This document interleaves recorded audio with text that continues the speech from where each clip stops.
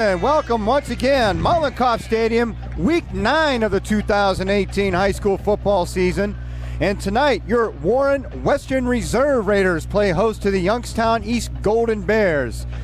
And didn't make a mistake there, Warren Western Reserve. It's throwback night as we pay homage to those Warren Western Reserve Raider teams of yesteryear. And alongside me as always, my good pal, Eddie Colbert. Eddie, we got a battle of 6-2 teams here, and Harding looking to get that home field advantage in the first round of the playoffs. Yeah, Harding's put themselves in an excellent position following those 2 losses to Canton, McKinley, and Massillon. Been able to win all their games pretty decidingly. Defense has looked great in all those games. Offense has shown the ability to be able to move the ball on the ground and occasionally through the air. Right now, you're just hoping that you play out these last 2 games against East, against Howland, no injuries, get that home playoff berth, pack this stadium for the first round of a playoff game. And the Raiders getting set to kick off in the old black and gold of Warren Western Reserve as we get ready to get this contest underway.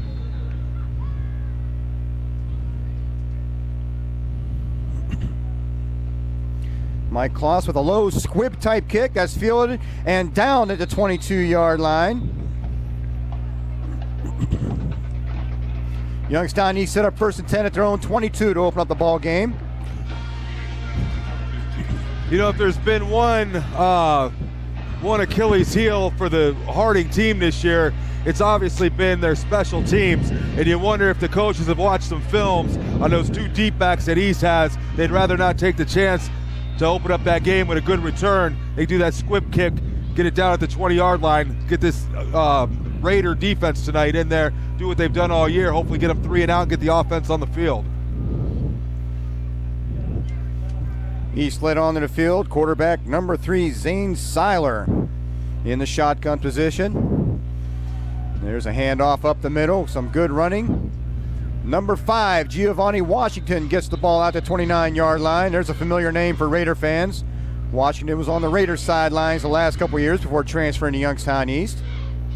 Looks like a gain of about 6 on that play.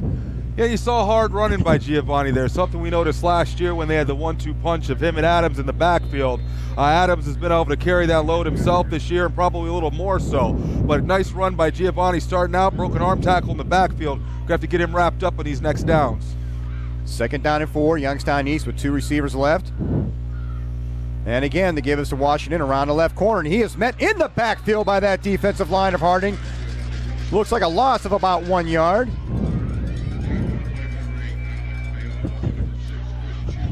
Yeah, if you saw what happened there, they tried to use his speed there to the outside.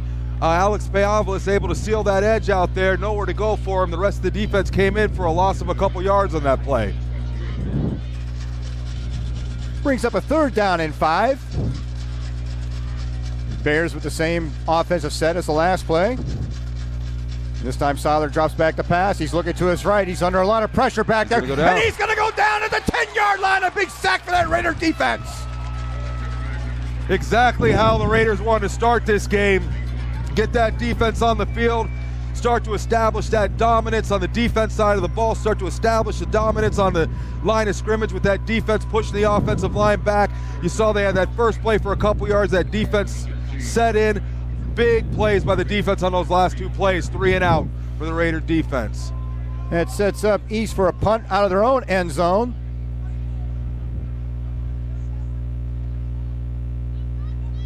That's a low line drive kick.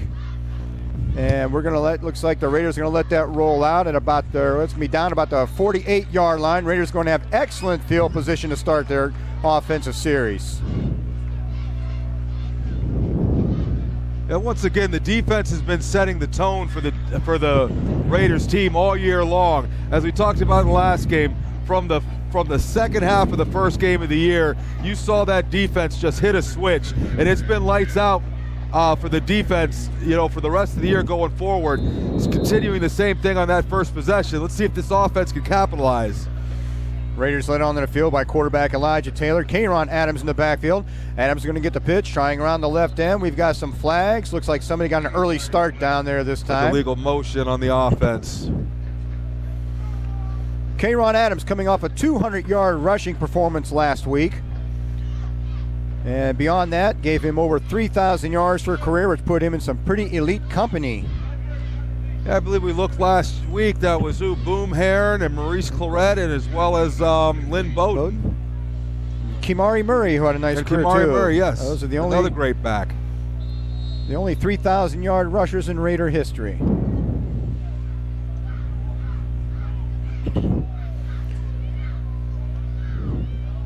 Three receivers to the left, including number 10, Jakari Salter.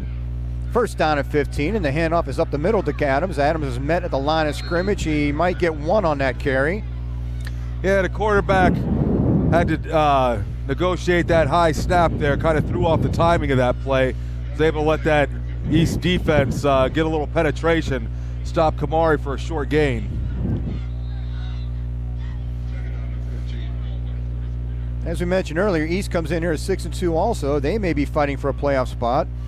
Racked up a couple wins against Poland and Canfield the last 2 weeks. Second down and 14. Taylor drops back in the shotgun. And there's another handoff to Adams. Adams tries to bounce it outside. He's met in the backfield for about a 2-yard loss. It's going to set up a 3rd and long for the Raiders here on their first possession. The offenses unfortunately went backwards. East defensive line's getting a lot of penetration up front on the Harding offensive line. Their last 2 games have been defensive struggles. They've only given up 7 points in the last 2 weeks. So let's see how long they're able to keep up with the Harding offense. Third down and 14. Looks like they're going man on the outside.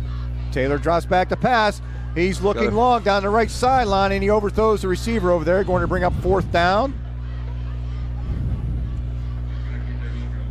Looking for Jeremy Wilson along that right sideline.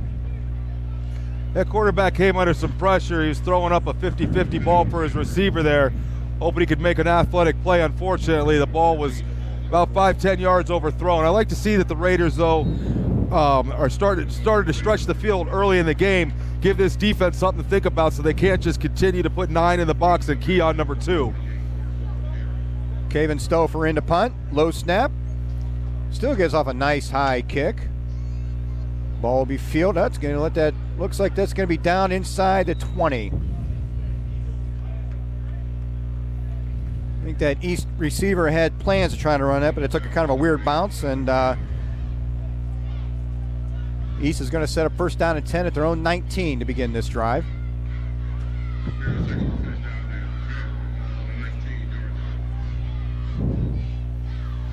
Yeah, we'll see what this East offense is going to be able to do here.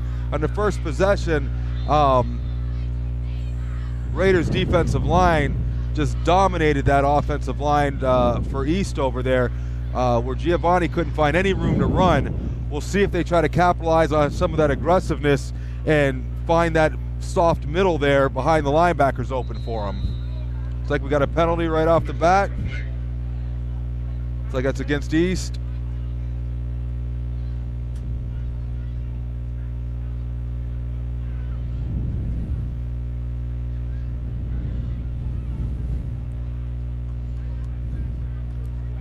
Looks like they may have had one too many men on the field.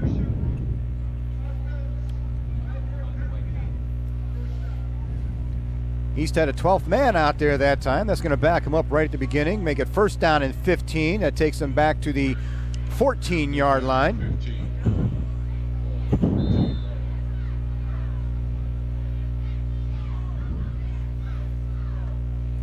Seiler under center for this first down play, an I formation. There's a handoff to the fullback up the middle. Bulls ahead for a couple. Looks like a pickup of about 2. You know, it looks like you see an interesting change for the most of the beginning of the year. Thus far, the Raiders have been running a 3-4 defense. I just looked down there. It looks like they changed that up to a 4-3 defense.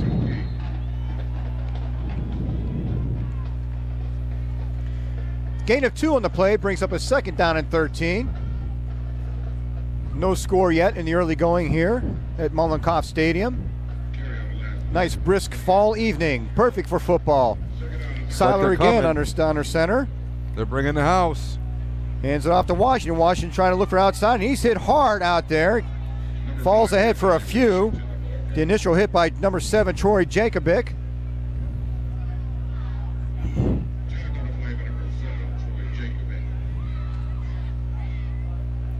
Brings up a 3rd down and 8 for the Bears.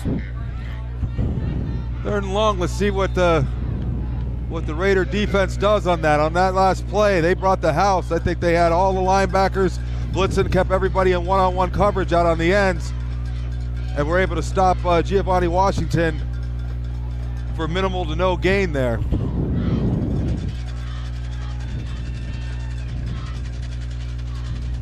Seiler back in the shotgun for this 3rd down play, and I think the Raiders got a little too anxious on that play.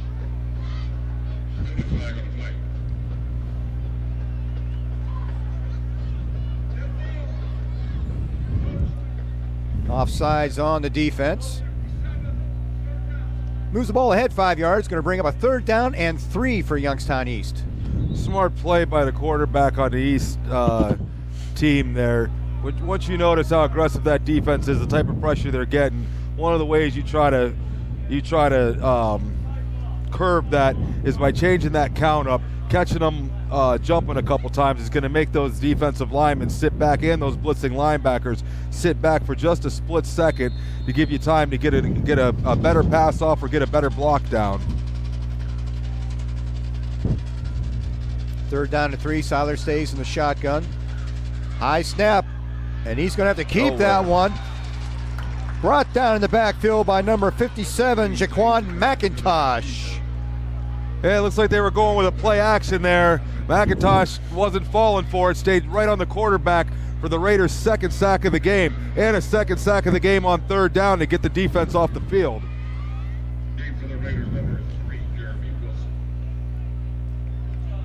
I think he might want to get that handoff to Washington, but that high snap, the quarterback had all he could do just to pull that in. And again, East is forced to punt from deep on its own side of the field. Punter sets up on the 5-yard line.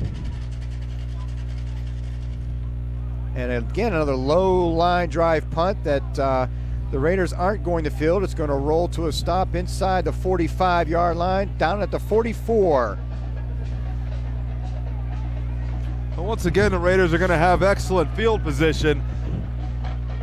That last possession, I think everything got thrown off by that illegal motion penalty they had. Let's see if we can get rid of the penalties and move this ball downfield, get 6-7 points on the board.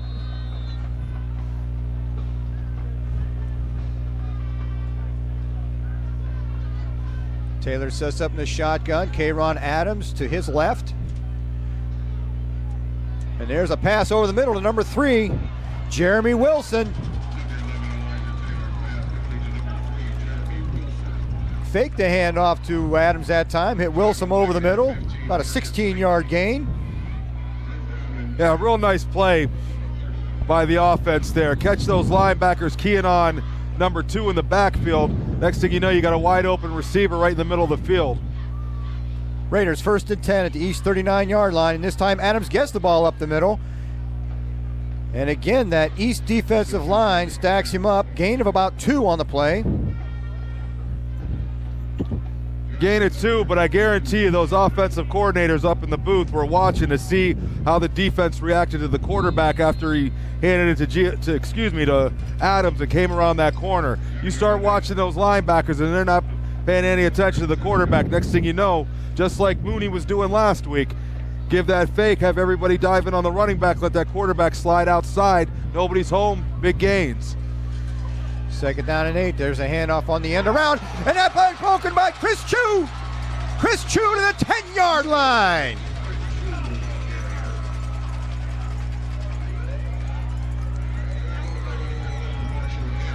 You know, all year we've been talking about the great numbers that have been put up by Adams, but one of the unsung heroes of this offense is Chris Chu. He's one of those utility guys, you know, a 3rd and 6 guy, makes that big play like that, sets things up for you. Solid player out there, number 6 out on the outside for him. 1st down and 10 for the Raiders at the East 10-yard line. Adams moves in motion. There's a handoff up the middle. Number 27, believe that is Elijah Smith.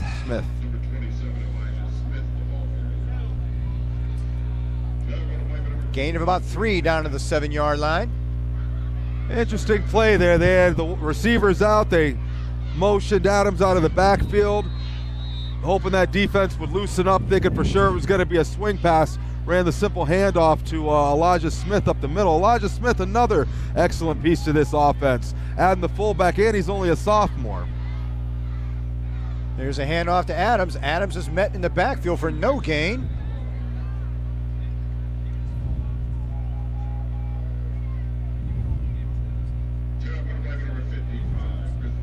Brings up a 3rd down and 7 from the 7-yard line.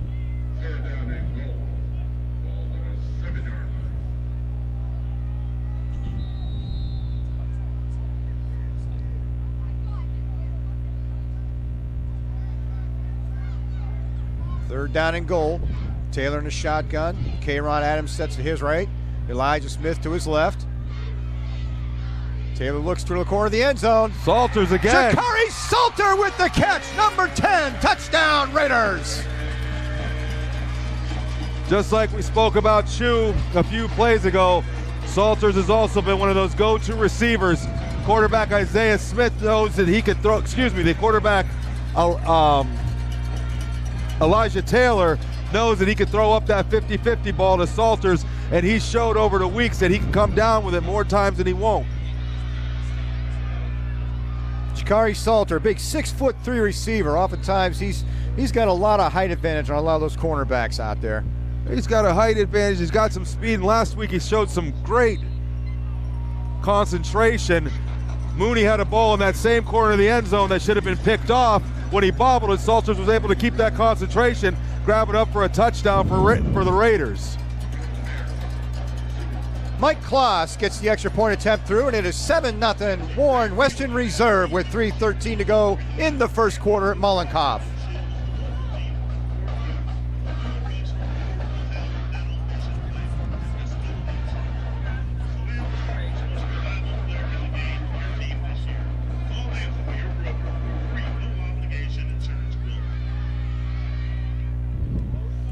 Raiders with a 56-yard scoring drive, capped off with that 7-yard touchdown pass from Elijah Taylor to Jakari Salter.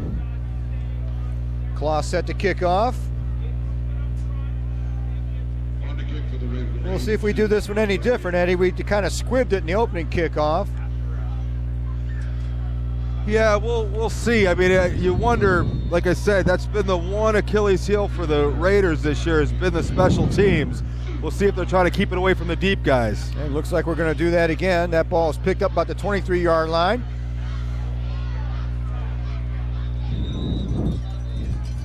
Number 15, Marcus Finkley for the Bears on the return. Gets the ball out to the 41-yard line. Check that, make it to 38. Yeah, you do those squib kicks the first time. The up back, I think it was the same up back there, took a knee, they took it at the 20. This time he picks it up, gave East pretty good field position to start out this offensive series.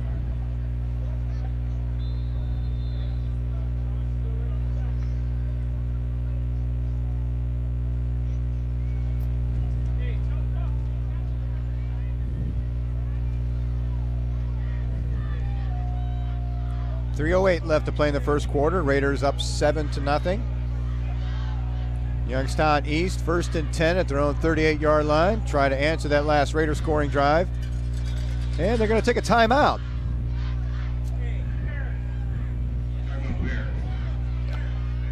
What if they had 12 on the field again?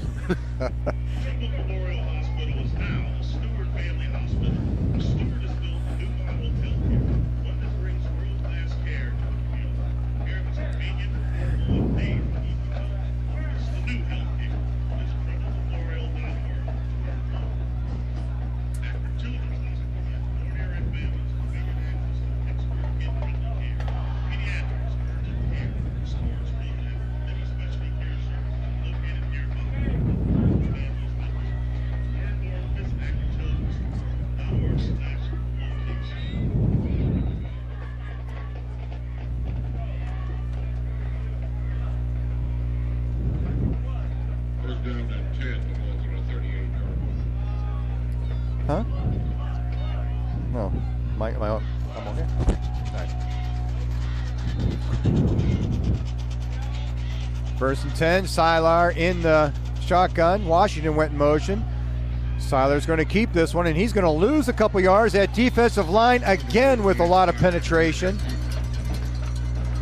Yeah, it's been a mainstay for this team. They established that dominance up front, and they just keep on pounding on you throughout the game, to where they leaves the offense with minimal options of what they can do. They've seen every time they try back to pass, they've gotten a sack, and when they try to run the ball, it's for minimum, and it all starts with that dominance up front on the line of scrimmage.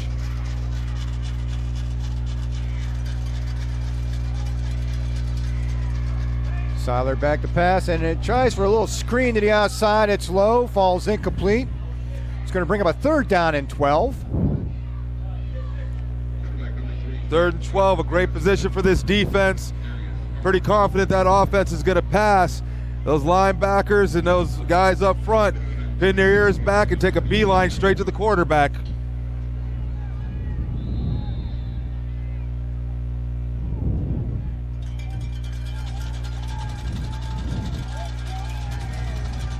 Once again, Sylar in the backfield by himself. He's got 2 receivers to the left, 3 to the right. 3rd down and 12, drops back to pass. He's looking to his left, looking at that left sideline. Oh, and they're going to throw. Nope, that was the ball, so no flag on that. Looked like we had a blown coverage over there. Safety got over there late, but the quarterback being under pressure wasn't able to throw an accurate pass, but Raiders defense did get away with one there.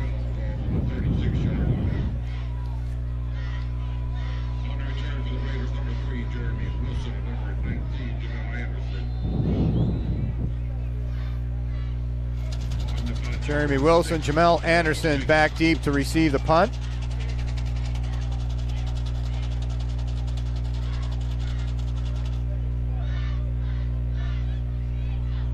And again, this will not be fielded. It's going to roll down to just inside the Raider 30-yard line.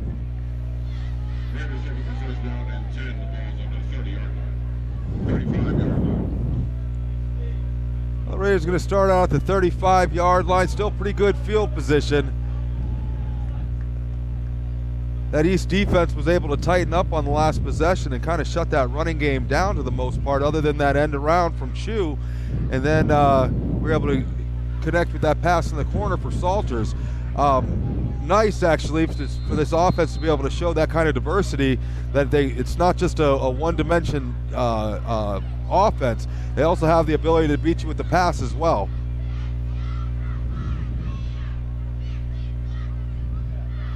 And there's the kind of a bobbled handoff there. That's East. And East. Youngstown East is going to cover that fumble.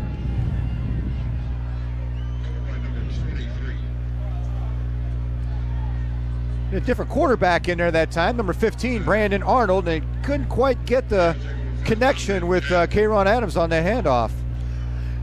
You know, those are the type of mistakes that keep a team like East in the game. We've already seen some mental penalties come up.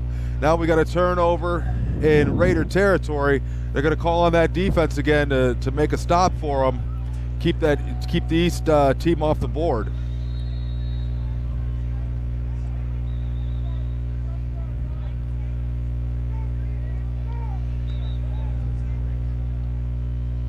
And for the first time tonight, Youngstown East has the ball on the Raider side of the field. And another penalty. Whistles and flags. We have too many men out there again. You know, Tom, if I'm correct, East has had a penalty on the first play of their offensive possession every time they've got the ball this game, except for the last possession where they had to call a timeout on their first play of their offensive possession. And that was another illegal substitution penalty, their second one of the night. Makes it 1st down and 15 at the 35-yard line.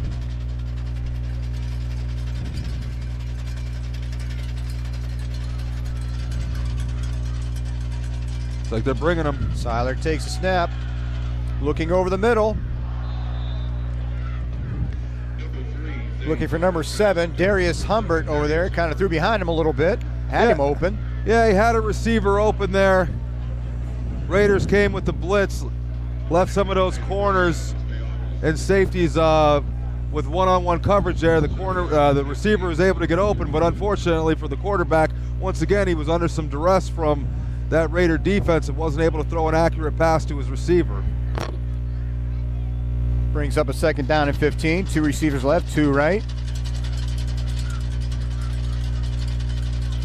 Seiler again drops back to pass. And again, he's under a lot of pressure, trying to get rid of it. That ball is tipped and falls incomplete out of bounds.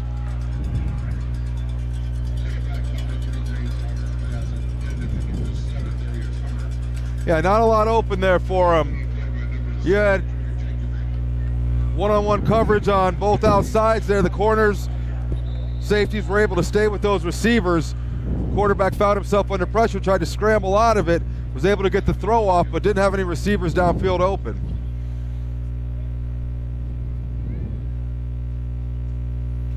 Injury timeout. Man down for Youngstown East. Looks like number 51, Lenny Davenport.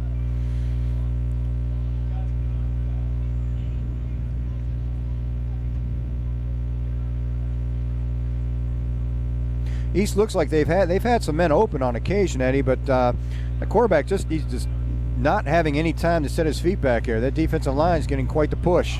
You know, it's one of the chances that the defense takes. They know if they're going to bring a strong blitz, they know they're going to leave those corners out there on an island by themselves.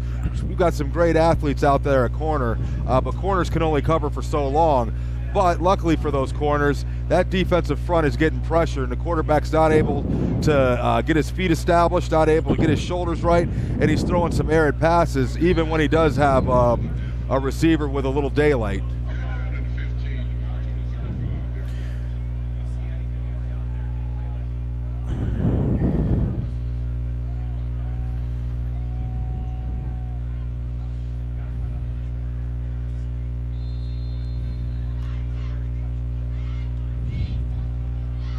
Third down and 15 for the Golden Bears at the Raider 35-yard line.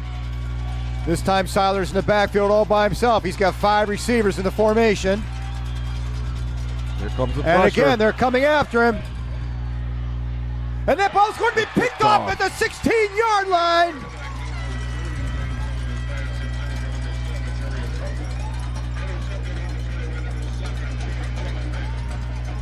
Number 7, Troy Jacobic with the interception. Yeah, Jacobic had excellent coverage. That blitz was coming in. Quarterback had 2 people flying at him. He threw that ball up, and in fact, the receiver for East tried to play defensive back there to break that up, but the ball was so underthrown. Jacobic was in perfect position to get that interception. Another turnover for the Raider defense. Let's get that offense back on the field, see if we can push it down there and get another 7. 1st and 10, Warren Western Reserve Raiders at their own 16-yard line.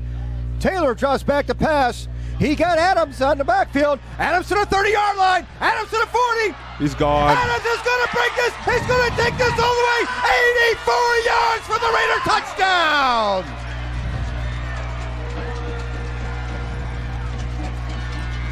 They ran that swing pass out of the backfield to the left, just like a real long handoff to Adams. You got him with some open field. He turned on the jets. Once he hit that second level, nobody was catching him.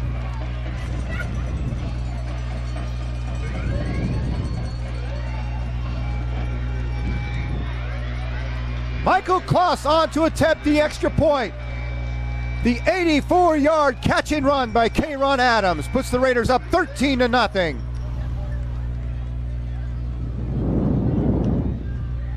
Yeah, you saw some real speed on that play. There was an area around the 40-yard line where you thought there was a possibility that an East player had a shot at him, but he was flying. He had it full throttle wide open. Nobody was going to get in his way there. The Michael Kloss extra point attempt is up and good, and the Raiders have a 14-0 lead with 1:25 to play in the first quarter.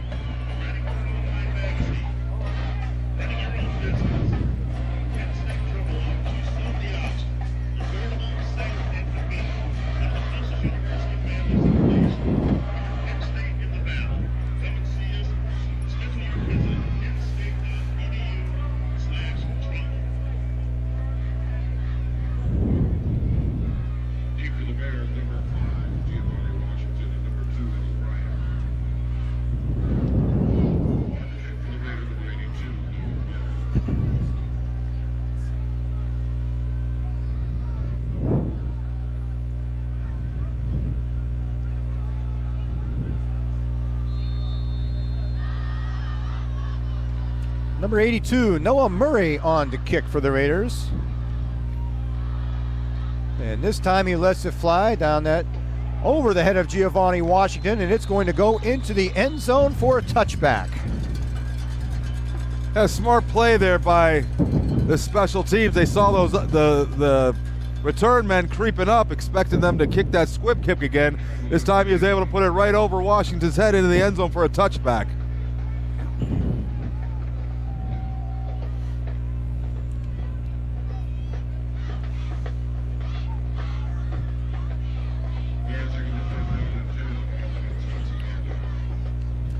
First and 10, Youngstown East at their own 20.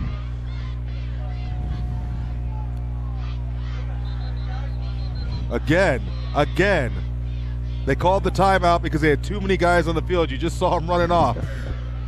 That's 5 possessions, 5 times. They should have either had a penalty or had to use a timeout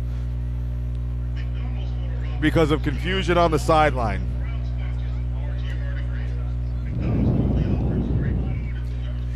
That's a call you might see maybe once in a season, and we've seen it twice and potentially 4 times on this Youngstown East team so far. I would say I am very impressed looking over at the east sideline that I don't see anybody over animated about that situation. Every single possession, the first play of the possession, they've either got a penalty or they've had to call a timeout to avoid the penalty.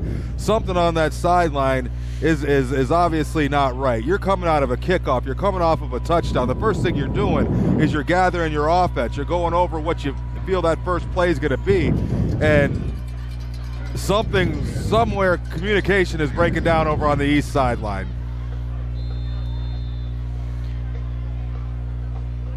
First and 10 at the 20, and East looks like they're in catch-up mode already. 5 receivers in the lineup. And the attempted end around, a little pitch to number 2, Eddie Bryant.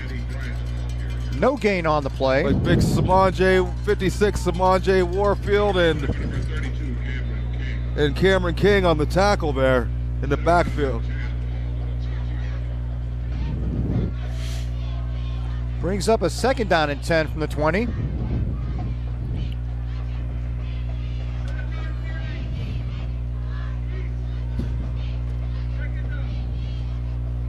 It's that 12th player trying to get back in the game again.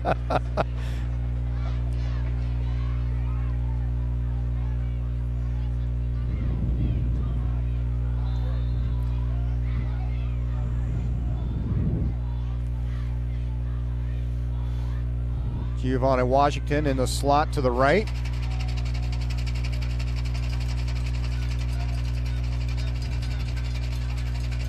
Seiler with the snap, sets back a pass. There's a screen to Washington. He can't hang on to it. Get on it.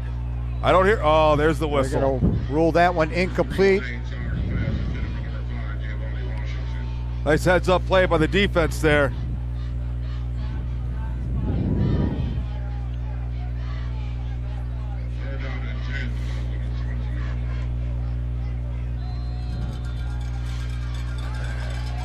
That's going to put this offense in another 3rd and long position.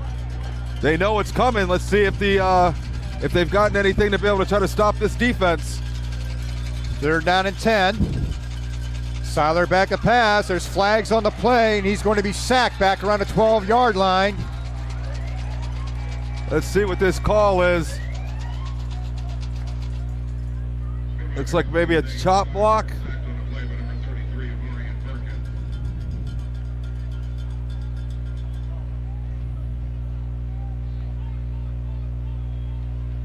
Yeah, it looks like the punting team's coming on, so it looks like that's going to go against East.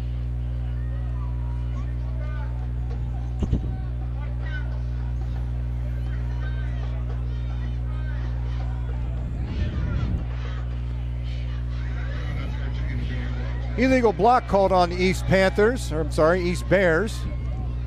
Well, so far some things haven't changed. East gets a penalty on 1st down. Raiders get a sack on 3rd down. And a low punt. That's going to be picked up by Wilson. He's going to get hit immediately.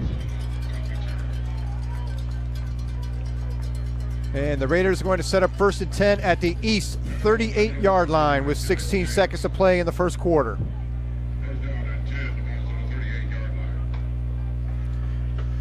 And that punter had to hurry that kick that time. Jakari Salter got right in there. He timed that rush perfectly with the snap and almost got a hand on that one. You know, that's the second punt in a row they've had an opportunity at block, and I think the first punt they were in a return mode. It didn't look like we were really trying to rush the punter, but up front we've been able to dominate the offensive line of East, getting pressure wherever we want it.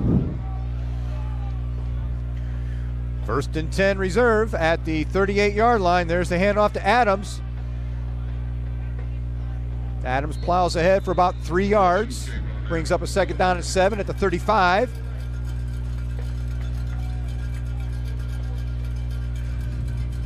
And that's going to do it for the first quarter here at Mollenkopf as your Warren Western Reserve Raiders take a 14-0 lead into the second quarter.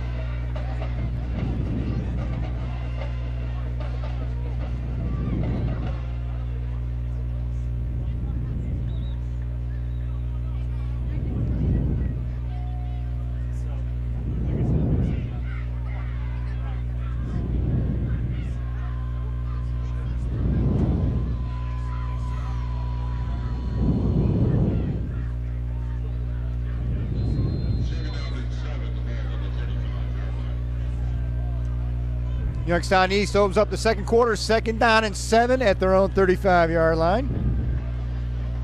Excuse me, Raiders with the ball. And we got some words down there on that Raiders sideline. Looks like the Panthers are, I keep saying the Panthers, East used to be known as the Panthers, are back to the Golden Bears, and I think they're starting to get a little frustrated down there. Yeah, you get a game like this where the stats aren't on your side, you start making mental mistakes, too many men on the field 4 or 5 times in a row. Raiders seem to be pushing you around up front. It starts to take a toll, but hopefully the coaches get everything calmed down and we can see a good football game tonight. 3rd down and 7 for the Raiders at the East 35-yard line. And there's the handoff up the middle, and again, Adams is met at the line of scrimmage and thrown back. He's going to lose a yard on that play.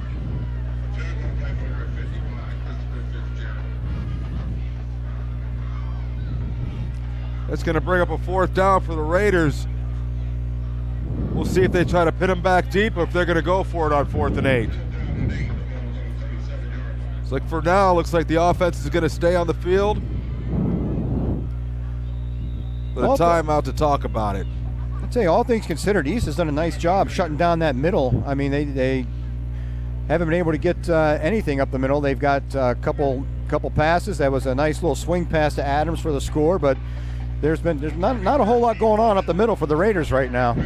Yeah, at this point in the year, you've watched the films. You know that this offense starts with number 2, and so your main goal is going to be to try to stop him and make other players beat you. Well, as you've seen, they've shown the ability with Salters in the pass game, and they've also shown the ability to get K-Ron the ball in other situations than just the handoff. You know, that swing pass is just like a long handoff, but it puts him in a different position, gets him out in that open field, gets him to turn on that speed, use that elusiveness, and make that defense try to make a play against one of the best running backs in the state.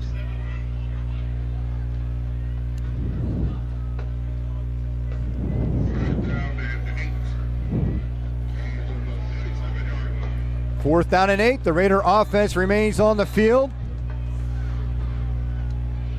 at the 37-yard line of Youngstown East.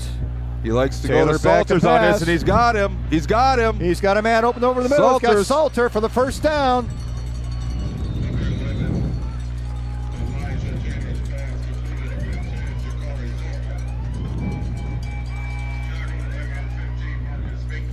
Nice play there. The receivers on each side look like they kind of ran little mini post routes, and as soon as Salter stuck that right foot into the ground and made that cut, he left that cornerback behind. Quarterback actually had to make a tough throw across his body to get Salters the ball, but nice throw and catch. Move the chains again, get us another 1st and 10 deep inside East territory.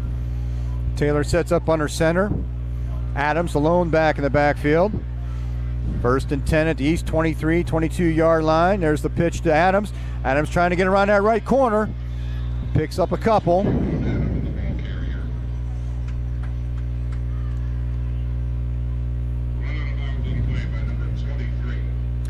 Adams was able to turn the corner on that toss sweep there, get himself a few yards. I think we've got a penalty on that play. There's a flag on the far sideline. Something I think they're pointing against the Raiders. That must have just slipped out of his pocket. Oh, there it is.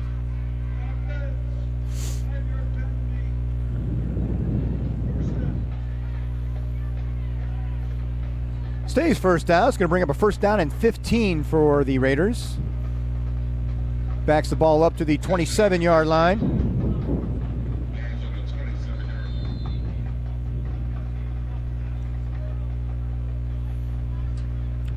And the Raiders set up in the I formation.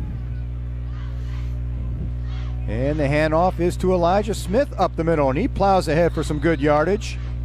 That I formation is something new to this year. For the past 3-4 years, generally we haven't seen the Raiders go with any other backs in the backfield, and they've been primarily a shotgun team. This year we've seen that they've incorporated that I formation as well as getting that center that quarterback underneath the center, enabling the offense to kind of open up that playbook and run some plays that these other teams may have not seen the Raiders run the past 3-4 years. It's a gain of 4 for Elijah Smith, brings up 2nd down 11. The Raiders at the East 23-yard line, and again in that I formation. And this time the pitch is to Adams. And Adams is met in the backfield for a big loss. Takes that ball all the way back to the 32-yard line.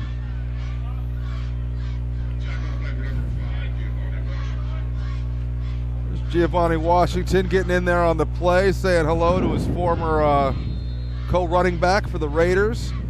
Yeah, thus far, East hasn't done a bad job at really stymieing Adams at the line of scrimmage. It's when we've been able to get him out in the open, in that open field, that he's been able to do his damage.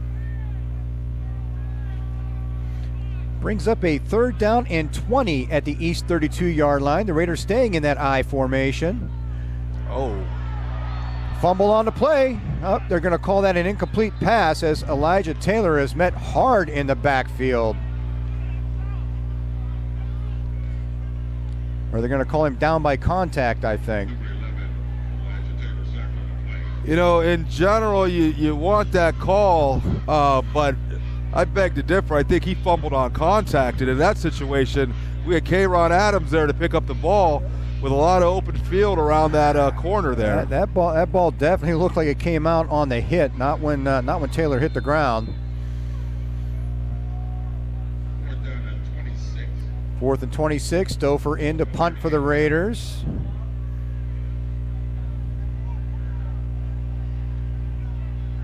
Stouffer with the high kick. That's a fumble. That's a fumble. That ball's untouched. Raiders have it. That's a muffed Raiders punt. have it. And that will be, looks like, what? Oh my goodness. What? And they're going to say that that ball's going back to East. I'm not sure what happened down there. That ball was touched by the East receiver. At the very least, that should be Raider football at the 9-yard line. Looks like it's going to be 1st down and 10, Youngstown East at their own 9. I'll reserve my opinion. We don't have replay. That official's got a better angle of what was happening in that crowd of players. He's got a better angle than we do, but I can tell you, for the Raider faithful and us up here in the booth, it definitely looked like that was a muffed punt by East, recovered by Harding.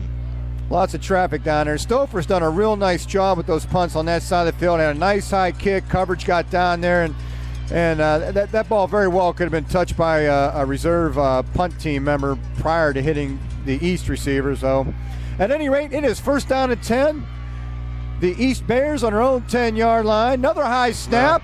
Bobbled. Giovanni Washington winds up with the ball. I don't think that was how he was intended to get the ball that time, but he still winds up with a 2-yard gain on that play. You know, many times those broken plays can end up being big plays.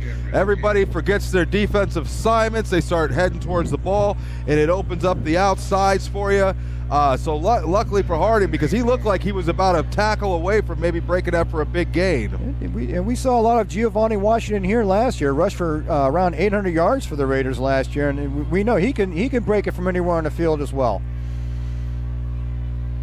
And Washington with the play again, and this time the Raiders are in the backfield along with him. He's going to drop him for a loss. Take him back to the 10-yard line. Looks like the original line of scrimmage. Yeah, another nice job by the Raider defense. They're setting that edge, not letting him turn that corner and utilizing his speed. Third down and 10 for the East Golden Bears at their own 10-yard line. 7 minutes to play in the half with the Raiders sitting on a 14-0 lead.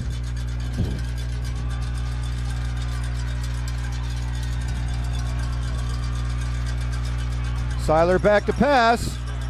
He's going to keep this one, get out around the end. Stop him. Down from Stop behind, him. just short it looks No, like. Oh, they're going to give him the 20. They're going to give him a nice spot on They're that one. Give That's him going a to be real a nice first spot down. on that. It looked like he had him at around roughly the 18, 19-yard line. It was the 20 to gain. That's where it looked like the knees came down, but they're going to spot that just outside the 20. That's going to be a first down for the Golden Bears. I thought they were going to bring the chains out, but it looks like the quarterback got a little shaken up on that play. He hit the turf hard on that play. Seiler, number 3. Seiler with a nice run to get the first down for the Golden Bears, and he's shaken up on that play. Tripped up from behind, hit the turf hard, so hopefully he's not hurt too bad on that one. Yeah, you hate to see anybody get hurt, but he looks like he is in some pain down there. Looks like this is his senior year with a couple games left in the season. Just hate to see an injury. You know, hate to see an injury to anybody, but obviously you hate to see an injury to a senior knowing that this is their last year to put on their school colors. And especially you got East in here at 6-2 as well as the Raiders. So you know, at 6-2, chances are they're fighting for a playoff spot as well in their region. And you know that that young man would like to be around for the playoff game should they get to that point. Looks like he's up. Doesn't want to put any weight on that left leg though. Well, you tell you though, that's the heart right there. You don't want helped off the field. He didn't want to go down on the field. He wanted to walk off the field on his own. The officials made the trainers come out, but that's the kind of heart that you see coming out of these high school players. It's all about pride.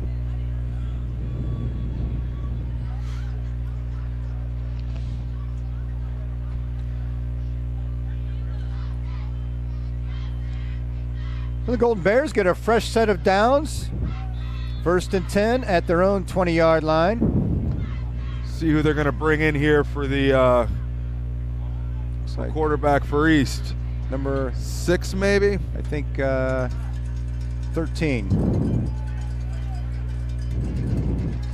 Yeah, Delshawn Petrosky and a power eye. The handoff is to Washington, and he's going to be taken down the backfield for a 3 or 4 yard loss. Interesting, you saw East came out in that power eye. Were able to make that Harding defense pinch in, and what do? They try to hit Giovanni Washington to the outside. Luckily, we were able to once again steal that edge, not let him turn the corner. Loss of 2 on the play brings up 2nd down and 12 at the 18-yard line.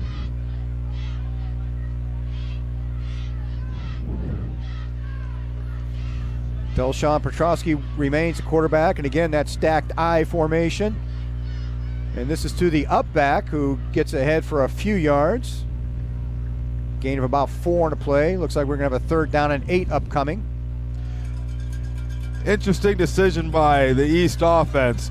You wonder with that second string quarterback coming in, and if that playbook's a lot more limited, and so they're going back to that basic set offense of the power I and just seeing if they can pound it ahead. But now with 3rd and 8, you assume this new quarterback's going to have to come in there and he's going to have to put the ball up. But they're coming out in the I. There's the handoff to Washington. Washington gets no gain on the play. Brings up a 4th down and 8. That's going to force another East punt from deep in their own territory.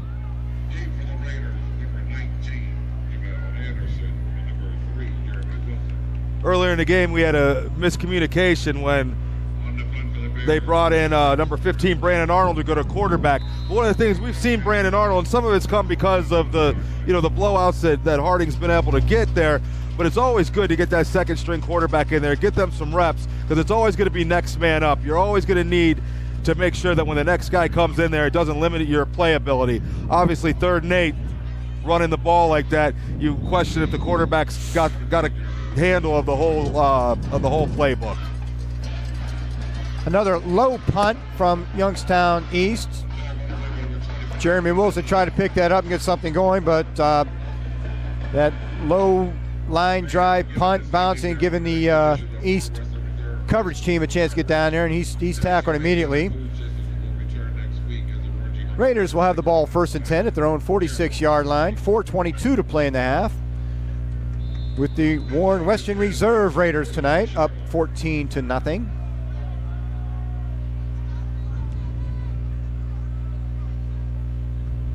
There's the screen pass out to Chris Chu. Chu ahead for 5 or 6. Yeah, another nice way to stretch that defense out. You run those nice quick screens. They act just like you're running a real long handoff to the outside. Quarterback gets comfortable with the passing. You're able to spread that defense a little bit and maybe create some better holes for your running backs to run up the middle. 3 receivers down here to the right. And there's the handoff to Adams. Adams pokes around for a hole. This time he breaks it loose. Adams ahead for the 1st down inside the East 40-yard line.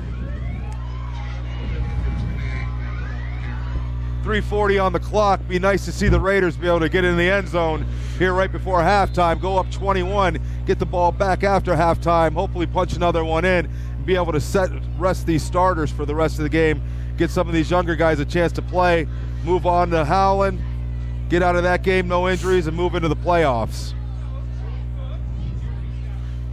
And again, the handoff is to Adams, and Adams again now starting to get some positive yardage up the middle. I think you're seeing a combination of that offensive line starting to wear down the defensive line of East, and I think it's also the result of some of the play calling by the offense and throwing some of those screens out there, loosening up that defense, making them think twice about the play that's called, not just being able to key right on the run in number 2. Wilson, Chu, and Salter split out to the left. And the handoff again is to Adams. And again, Adams breaks through the line of scrimmage and picks up some nice yardage. Adams takes the ball up to the 20-yard line.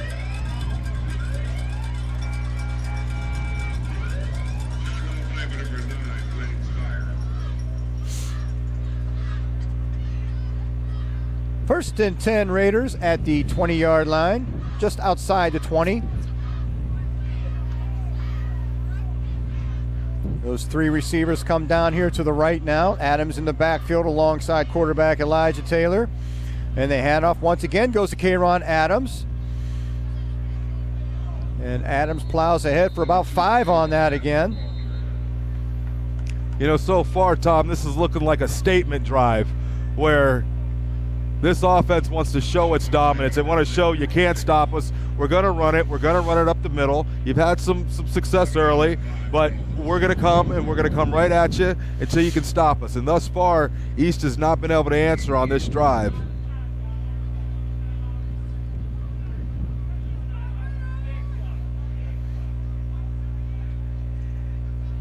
Second down and 5.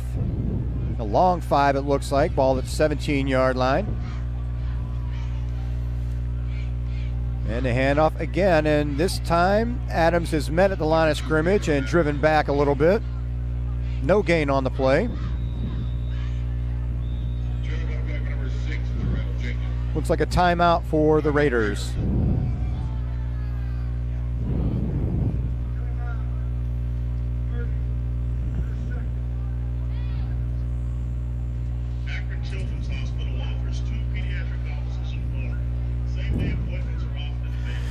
Raiders call a timeout with 1:25 to play in the half. On top of the Youngstown East Golden Bears, 14-0. Courtesy of a Jakari Salter touchdown reception and a K-Run Adams 84-yard catch and run late in the first quarter. Yeah, the offenses look pretty well-rounded, but it'd be remiss not to mention that this East defense, they've been able to hold K-Ron Adams in check for most of the game.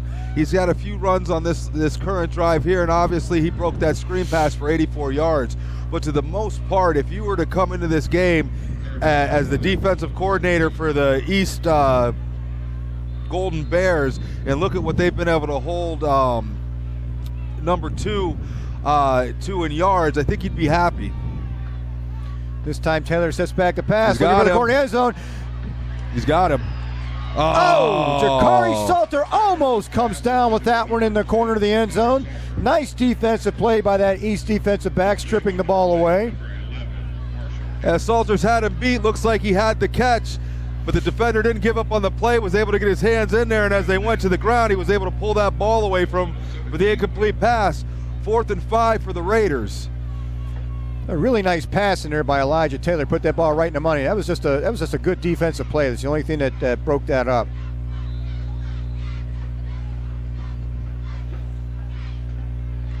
Fourth and 5. He's got Salters down on the right-hand side. He likes to go to him in these situations. Going up top again. He's got him. He's out of bounds. Just a step out of bounds. Went back to that corner route once again and almost had him. The East is going to take over on downs at their own 17-yard line with 1:13 to play in the half. Yeah, just about one step too late on the throw there.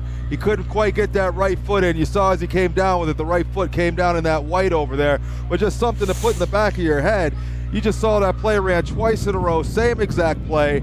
They know they've got a mismatch out there with Salters in that corner. Something to just watch for later in the game.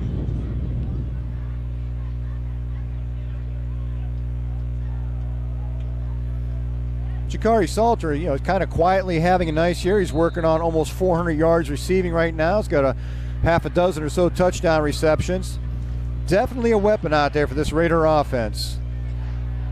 Yeah, and you see he's gained the trust of his quarterback. He's like the security blanket. Whenever he knows he needs a completion, that's where he's looking to go to.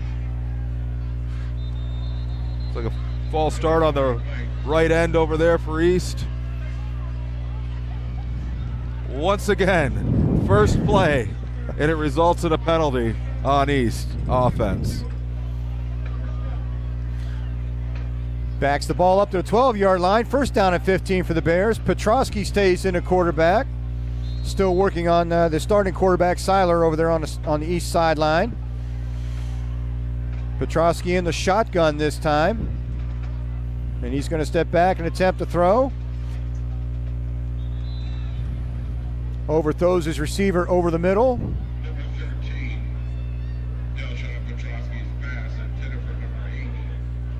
He put some zip on that ball. He showed a nice arm on that pass. Yeah. Try to force that in there. The receiver this time wasn't open. The Raiders have been beat a couple times on that, but the line has saved them. Try to force that into some double coverage. Just didn't quite get it into his hands. Brings up a 2nd down and 15. Be interesting to see what East does on this with a 2nd and 15. Are they willing to try to keep on passing the ball to get a score? Are they afraid that they're going to turn the ball over back to Hardy and give us a possession, put us in a position to score? Here's the handoff to Washington. Washington breaks an initial tackle. Washington gets into the backfield and good yardage out to the 25-yard line. Brings up a 3rd down and about 3 or 4. Yeah, nice run by Washington there. You saw some of the glimpses of what we saw last year when Washington was on this field as a Raider. As you saw right there, he was 1 tackle from being able to break a big play. With a minute left or 42 seconds left in the half, no time for this Raider defense to let up. 3rd down and 3 for Youngstown East. They're at their own 24-yard line. And this time Petrosky keeps the ball. He gets around the corner for a 1st down and a lot more. Petrosky to the 40. He's off to the races and he's dragged down inside the Raider 20-yard line. Tom, we saw the same thing last week with Mooney. You start keying on the running back, they run that fake to the running back, and the quarterback runs around the outside. I can't remember his name, but it was 15 last week for Mooney, was killing us on that type of play. Once again, everybody was keying on Giovanni Washington. All of a sudden, you see the quarterback coming out of the sideline. Luckily, that defense didn't give up. Ball's on the 23-yard line with 19 seconds. I think they got 1 timeout left.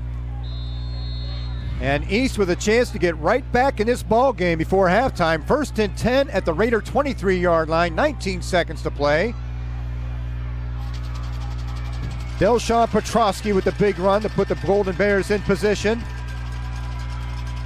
Steps back to pass, there's a big rush. Tries to keep it, but brought down at the line of scrimmage. The East is going to use their last timeout here. Now you got 10 seconds left in the half. In high school, that ball will stop on that clock will stop on the 1st down. But if you're East, or if you're the Harding defense, the Raider defense, you got to assume pass on these next plays. You can't take the chance of running the ball and not even being able to get a chance to get that field goal unit on the field. So if I'm the corners, if I'm the safeties, you're the linebackers, if you're not blitzing, you got to be keeping your head on a swivel, looking for the run, that pass on these next play or two.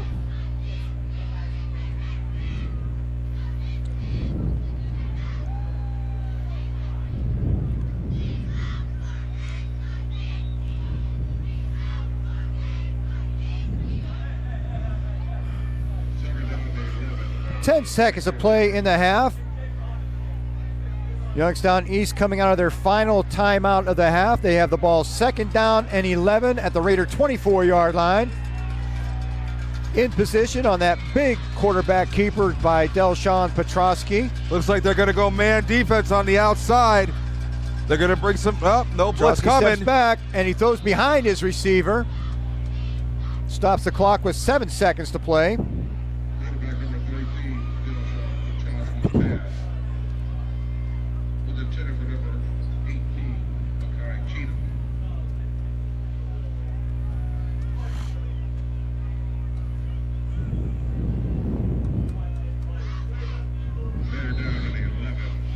Third and 11 with 7 seconds to play in the half. From here, you're looking at a 25, 35, 42. You're looking at about a 41-yard field goal from here. I don't know if they're in field goal range from this distance. Petrosky steps back on one the more outside. time. He's Big got rush. the pressure. I see a man. hold out there. He's going to throw it to the end zone. And Petrosky finds the receiver at the goal line. Touchdown East on the last play of the half. Quarterback scrambled around, gave himself some time. Pressure was there. He threw up a Hail Mary, and it was answered. Big play for East to end the half. And all of a sudden, Youngstown East finds themselves in a ball game. On to attempt the extra point now for the Golden Bears to close out this half.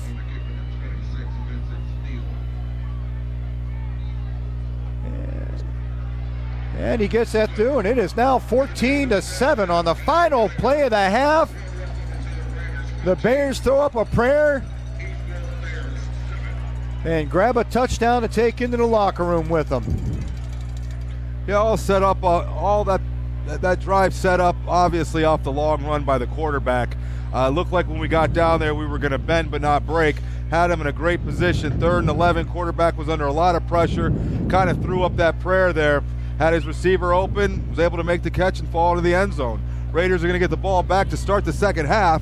Hopefully that offense can come down there, establish the dominance up there on the front line, and put this game back to a 14-point game. So that's your halftime score, folks. 14-7. Raiders take the lead into the locker room. Sit back and enjoy the halftime performance. We're going to lead off with the Youngstown East Golden Bears marching band. We'll be back in just a few to bring you the second half.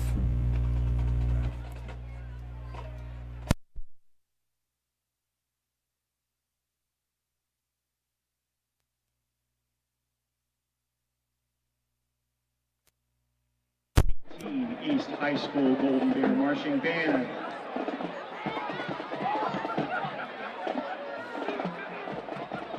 Tonight we bring you this year's field show entitled All the Feelings.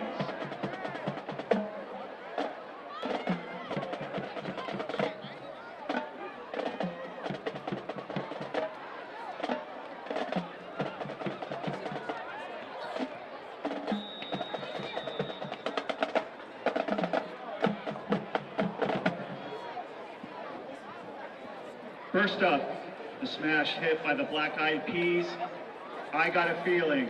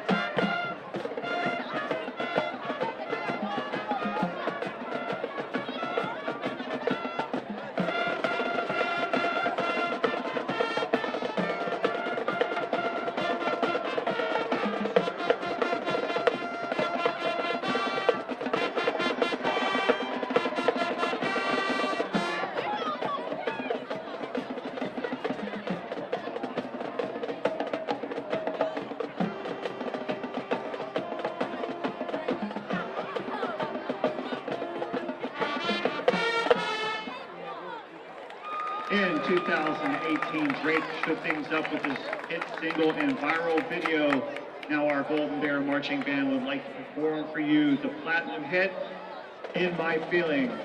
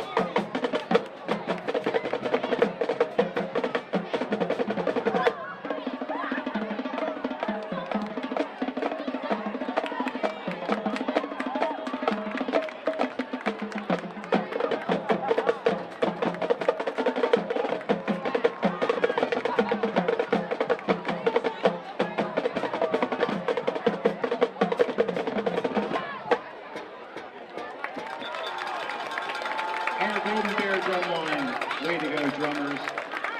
This evening, we would like to thank all of our teachers and staff. Here's wishing everyone a great school year. For our final number, here's our version of Feel It Still.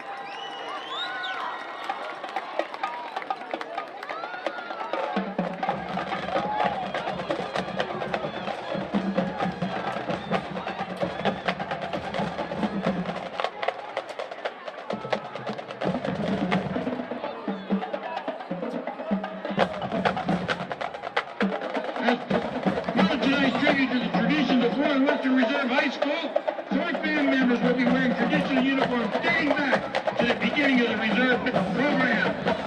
To see me, bravos, wearing the uniform or cheering on our band.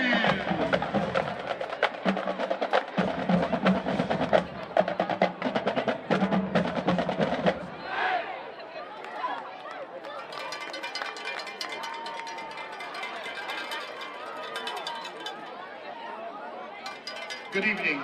My name is Chiang at Warren Harding High School.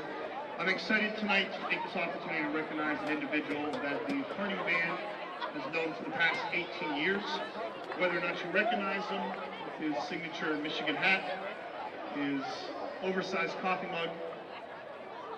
Mr. Wes Clucky has been the announcer for this year, marking the 18th year as he volunteers to be part of the Harding Raider Marching Band. A little history for those of you who don't know. Mr. Clucky had 6 children that went through the band program at the schools. 5 of them graduated from Harding High School, and that's when he began his tenure in 2001.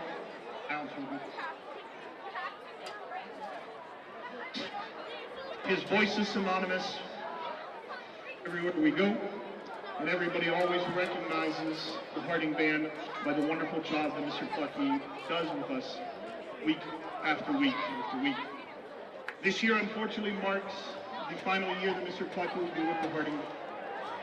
He is going to be spending future years visiting and watching several of his 27 grandchildren perform as part of marching bands in Lakeview as well as Howland.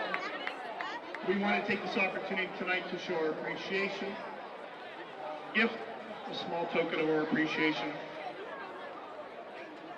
a rousing cause to recognize the years of service that he did for the Harding Band program. You would help me please in thanking Mr. Westcott, the voice Harding Band.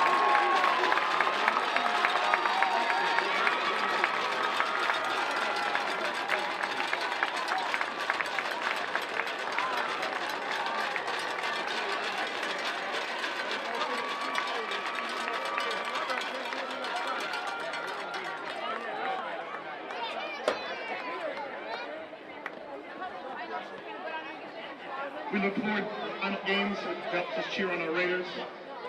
And I'll welcome them back to the mic to announce our final selection. Again, thank you, Mr. Clucky, for all that you've done throughout the years.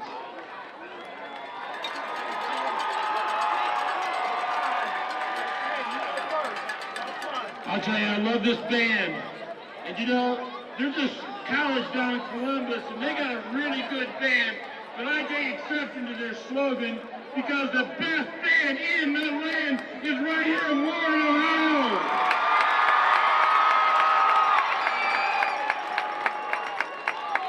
And let's let them do what they do best to close out tonight's show. Our Raider Band is on the move with a song that was written as a tribute to one of the greatest New York City jazz clubs. Made famous by the group Weather Report, our arrangement features senior drum major Antoine Howard on the alto saxophone. Here is Birdland!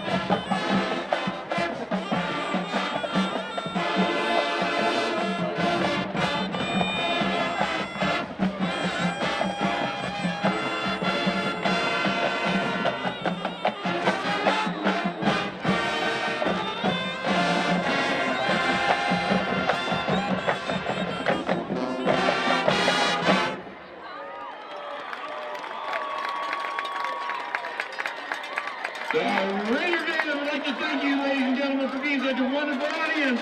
And now join us. Make some noise and be cheering now. Raiders!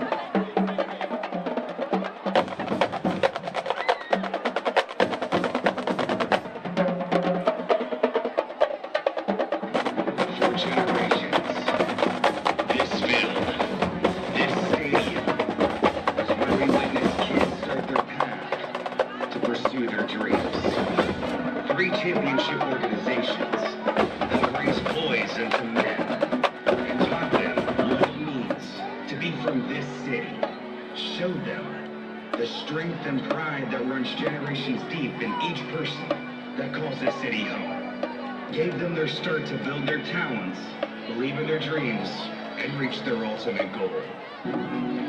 In this city, this is taught not only on the football field, but expressed to every student that has ever walked through a Warren City school door. In this city, we are taught at a very young age to believe in our talents and dreams, set a goal, and never give up. In this city, examples of dedication, determination, and the pursuit to become greater is displayed in all areas of our city. Here are 40 men that believed in that one spirit and reached their ultimate goal of playing professional football. From the Warren G. Harding Panthers, Paul Warfield, Bill Calder, Joseph Carroll, David Arnold, Tyrone Hicks, Greg Zakharov, Travis Davis. From the Warren Western Reserve Raiders, Ross Browner, Jimmy Browner, Joey Browner, Keith Browner, Aaron Brown, Vanessa Brandon, Myron Elsie, Derek Kelson, Vanessa Cree, Elfie Birch, Mark Brandon. From the Warren G. Harding Raiders, LaShawn Daniels, Derek Tolles, Maurice Claret, Carl Diggs, Prescott Burgess, David Herron, Vanessa Probert, Christopher Anzavino, Mario Manningham, Chris Rucker, and Daniel Boone Herron. And recently added to our football legends of Warren, Ohio, LaShawn Daniels Jr. and With the 39th pick in the 2018 draft, the Chicago Bears select James Daniels, center, Iowa. Along the way, we lost a few football legends of Warren, Ohio, but their legacy will live long on this field at Mollenkopf Stadium. John Chickernia, Chuck Riffle, Jim Bratz, Lionel Thomas, Michael Graham, Teddy Roberts, Lionel Reed, David Rogers, and Corey Stringer.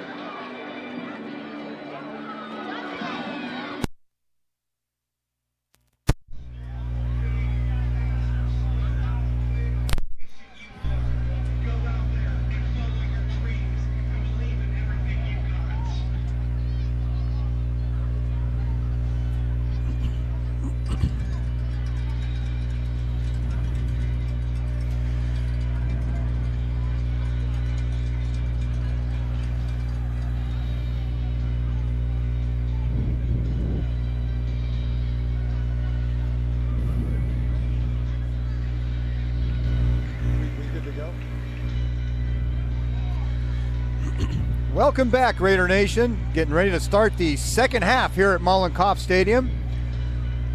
Raiders, your Warren Western Reserve Raiders this evening on top 14-0. Looked like they were starting to put this game away, and East with a really nice drive, triggered by a long run by quarterback Delshawn Petrosky. And then a 24-yard touchdown completion on the final play of the half put Youngstown East back in the ball game. That's where we currently sit at 14-7. Raiders getting set to receive the second half kickoff.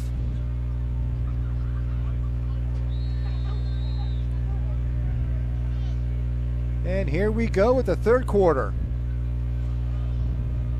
Gotta get on that. That's a live ball right there. I'm not sure if that was intentional or not. East maybe trying to get right back on top to start. Raiders cover that apparent onside kick. It wouldn't be a bad call from East trying to catch Harding offside, try to build off that momentum they got right before the half. Be interesting to see the changes that are made at halftime. Raiders have proven to do an excellent job at making the adjustments at halftime, coming back out and kind of sewing up some of those holes that appeared in the first half. Raiders offense, K-Ron, they were stopping him up the middle, but when we got him in space, he was able to break some big runs, get some scores for us. We were able to establish a small passing game there. Just back to the basics for the Raiders in the second half. First and 10 Raiders at the 42-yard. High snap, little shovel pass to K-Ron Adams, and he is met hard right there. That play is going to result in about a 5-yard loss to open up. Yeah, high snap to the quarterback that was in shotgun. He came down. You could see the defense saw the play the whole way. Might have been a better option for the quarterback to have kept that ball and tried to use K-Ron as a lead blocker. We've seen a couple plays tonight on both sides of the ball where that high snap really affected the rhythm of the play starting off. Harding in the spread offense once again. 3 receivers to the right, 1 down here to the left. And there's the handoff to K-Ron Adams, and much like most of the first half, he is met hard at the line of scrimmage for no gain, even another couple yards of loss right there for K-Ron. Harding's going to find himself in an unfamiliar position here, having this 3rd and 17. First half, Salters was his go-to guy. 2 plays in a row, he had him beat on that fade route. Unfortunately, couldn't get his feet in bounds. You got Salters going to be split high up on the right-hand side. Somebody to watch on this play. Looks like they got the safety over top over there. He's got him on the outside. He finds Jacobic over here on the right sideline. It's going to be close. Where do they mark him? It's going to be real close. Real close to a first down on that. What's he calling it? Haven't made the call yet, but that is right close to that first down marker. Looks like the official on the sideline telling him to move the chains. They're going to call the chains out for a measurement on this play. Quarterback Elijah Taylor hits number 7, Troy Jacobic, with that pass. 17 yards, gets right near a first down. And we're going to have a measurement. I think he's going to have it by a nose or the half of the ball.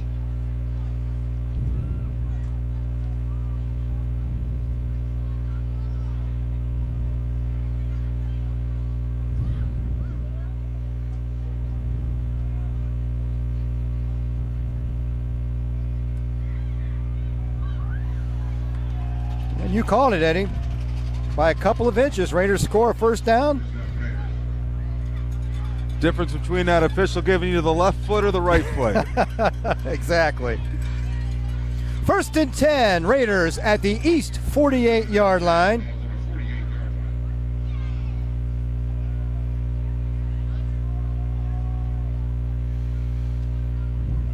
Once again, big statement play. Raiders found themselves 3rd and 17, knew they had to go to the air, and went away from Salters, when showing that they were able to still establish that first down in that 3rd and long situation. And again, the handoff to Adams, and again, Youngstown East has an answer for it. No gain on the play. He's going to bring up a 2nd down and 10. You know, we'll see how the offense plays this, but, you know, obviously we're not used to seeing K-Rod getting hit for all these losses or minimal gains, but that's football. You know, you set your plays up. Let them continue to key on K-Ron. We'll continue to give K-Ron the ball, and we'll catch the defense slipping, hit somebody on a fake, hit somebody on a bootleg, some type of play action. It just opens up the field and the playbook to other players, and the Raiders have shown that they've got the athletes to fill in if K-Ron's being taken out of the game. And there's a little give to Chris Chu, and that play worked in the first half, but this time East dropped for about a 2-yard loss. Tried to get that end around play that worked early. Yeah, you saw that he cut that up. He looked like he cut that up right outside the tackle. Might have had a little more room if he would have tried to stretch that a little further out towards the sideline to get that corner. That brings up another 3rd down and long for the Raiders. 3rd down and 11. The ball back to the 49-yard line.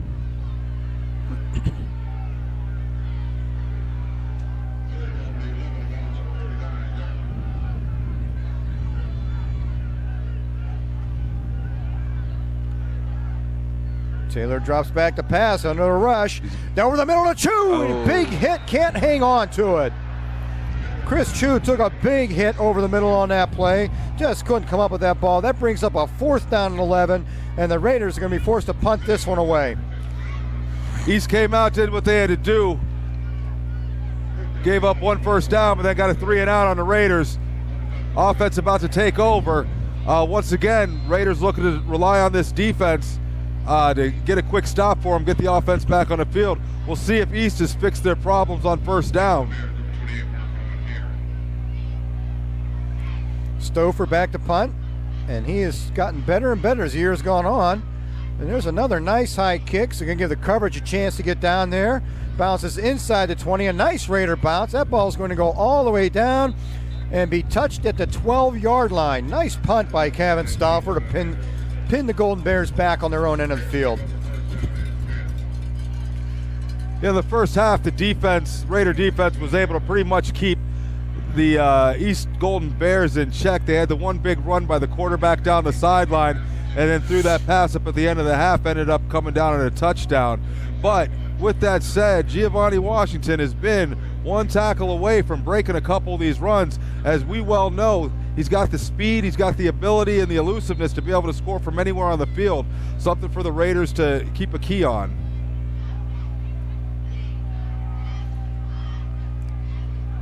The East Golden Bears offense out on the field. 1st down and 10 at their own 12-yard line. Delshawn Petrosky remains in a quarterback. Starting quarterback. Zane Seiler, injured in the first half, has not returned yet.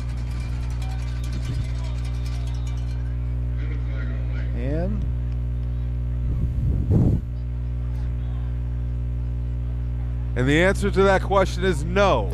They have not solved their 1st down issues.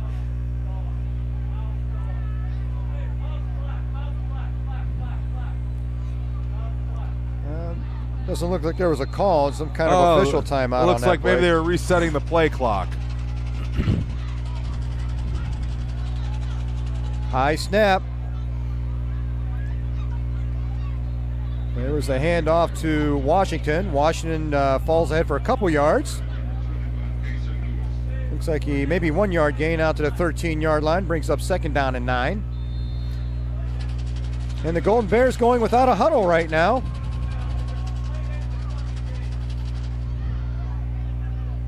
There's the handoff to number 2, Eddie Bryant. Bryant met at the line of scrimmage for no gain. Loses a yard back to the 12-yard line. 3rd down and 10. I think this is still 3rd down and 10 here. Bearcats go into that. Golden Bears go into this no-huddle offense. There's the handoff to Washington. He finds a little bit of running room. Yeah, that Gets hole about opened 5. up big for him, but you saw it close quick.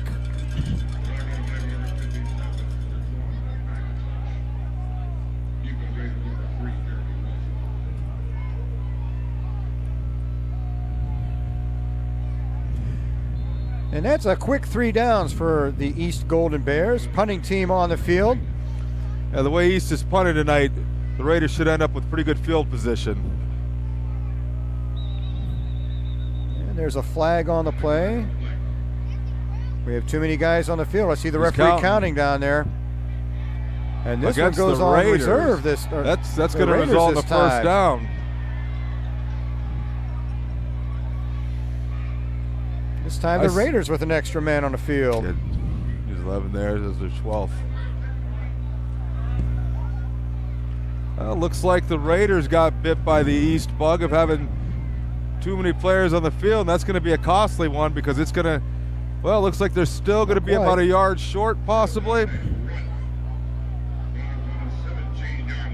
Looks like East is going to bring the offense back on the field, though. East taking a big gamble right here, deep on their own side of the field. No, they are going to punt. They're still going to punt. It looked for a moment like their offense was coming out, so East will be punting at 4th down and 1 on their own 21-yard line. Well, the Raiders are playing this as a, you see the Raiders stayed in their defensive formation. And that ball is going to be down at the Raider 45-yard line.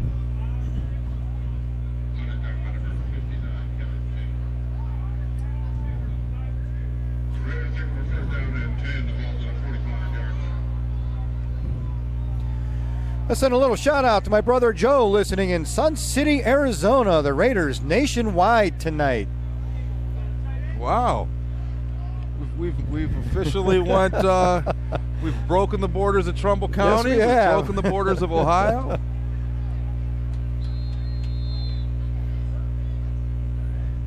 But this is truly a great program that they run through the schools, WSCN, you know, giving individuals the opportunity to listen and watch the game that can't make it, but more importantly, giving the students the opportunity to learn some of this behind-the-scenes stuff that comes into the production of games like this. 1st and 10 Raiders at their own 45. There's a handoff to Adams. This time Adams gets a little room. Looks like he falls ahead for 4 yards on that 1st down play. Got a little bit of daylight for him outside there. Looks like he picked up about 4 yards, but you still running hard. Looks like we got an East player down on the field.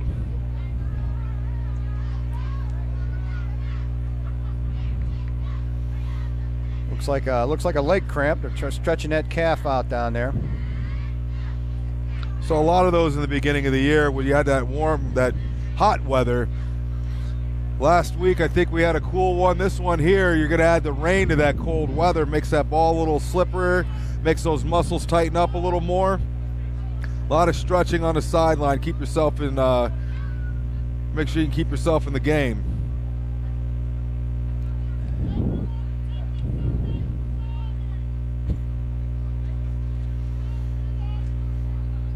.6:52 to play in the 3rd quarter as the East training staff tends to the down player on the field.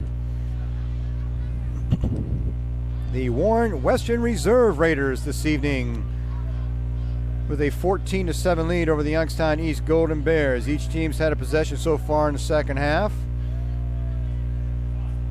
Neither team's posted a 1st down as of yet. A pair of 3 and outs to begin the 3rd quarter. Yeah. The drizzle continues to fall. Yeah, it begins to stay slick out there. Ball's wet's going to make it a little more difficult for the passing game. The Raiders have started to establish some things with those screen passes. Took a couple deep shots down the field of Salters. One ended up in a touchdown. Another one, he just had 1 foot that he couldn't get in bounds there for the Raiders on that same kind of fade pattern there.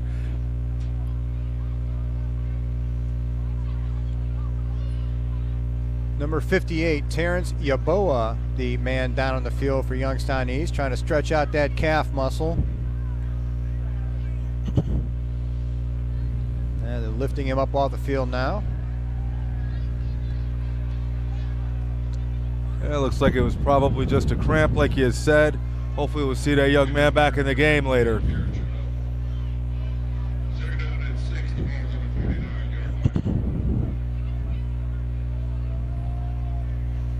Second down and 6 as we resume play. The Raiders with the ball at their own 49.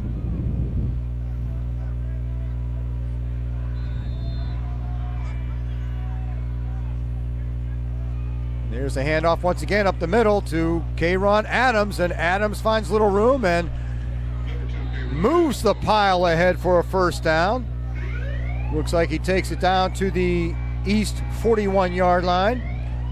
Another nice run up front, the offensive line, opening up some holes here, trying to get that running game established.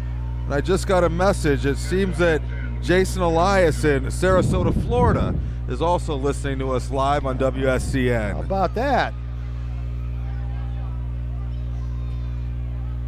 covering both the East and West Coast tonight. Taylor drops back to pass. He's looking over to threw into some coverage and almost picked off. Looking for Jakari Salter over there on the far sideline. Looks like that ball was probably intended for Salter. Looked like he had Chu open as well on that play. Looks like maybe in between that throw he couldn't make up his mind and kind of threw in between them, almost threw it right to an East defender.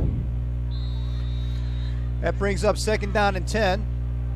Ball remains at the Golden Bear 41-yard line. Salter, Chu, and Wilson on the left side this time.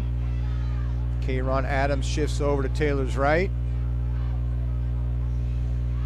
And the handoff is to Adams.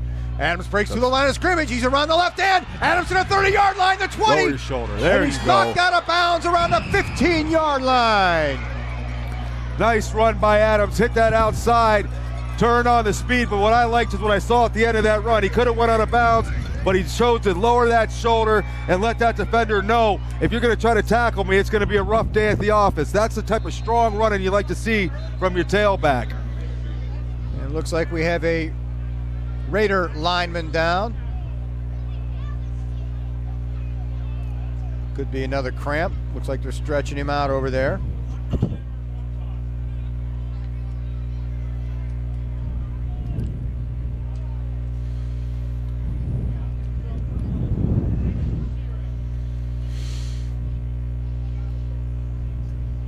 That last run looked like that was the Kayron Adams we've seen most of the year, where he gets up in that line and was really patient, picking and choosing his hole, didn't try to force it up the middle, saw something outside and bounced around that left end and picked up a lot of yards. Yeah, I mean, Kayron's proven to be an all-around back. One of the things that we're not able to see a lot of, because you usually don't put him in that type of protection, is to see what he does on his blocking schemes for the quarterback. Generally, though, he's going to be in the pattern. But he's shown to be, he's a hard runner. He can get you the tough 2-3 yards. He's also showed you the speed to get outside and break the big runs. And he's also showed you the ability to catch some balls out of the backfield, as he did tonight, breaking that 84-yard touchdown. There's a guy in the NFL, or used to be in the NFL, Le'Veon Bell, who I'd compare his game to. Just a real patient runner, able to pick and choose those holes, knowing when to turn on the jets and knowing when to lower your shoulder to deliver a blow. He's really been a pleasure to watch him over these years. Number 79, Evan Morgan, the injured Raider on the play, makes his way off the field under his own power. 6'3", 300-pound offensive lineman. Hopefully we'll see him back in within the next couple plays. 1st and 10 Raiders, just inside the East 15-yard line. Kayron Adams alone back in the backfield. Taylor under center. And there's the pitch to Adams around the right end. Adams trying to string it out. He breaks one tackle, and he does it. He takes a hard hit at the 15-yard line that time. And that gets a rise out of the East faithful over there on the far sidelines.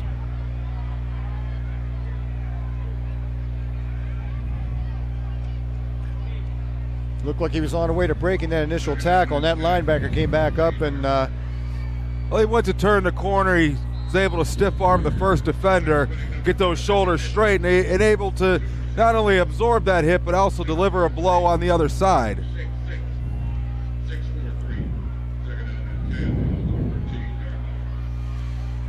Three receivers to the left. Keep an eye on Jakari Salter down here to the left. And there's the quick out pass. We've got flags on the play. A block in the back on the wide receiver attempting a crack back there. That quick pass to Devion Burgess. The sideline judge didn't get it, but you saw the back judge threw it as soon as it happened.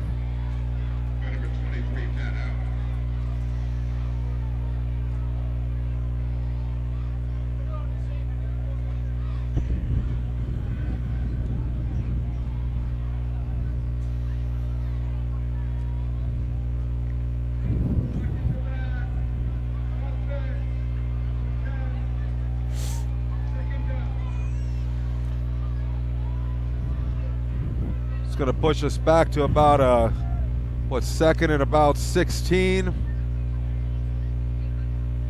Takes the ball back to the 21-yard line.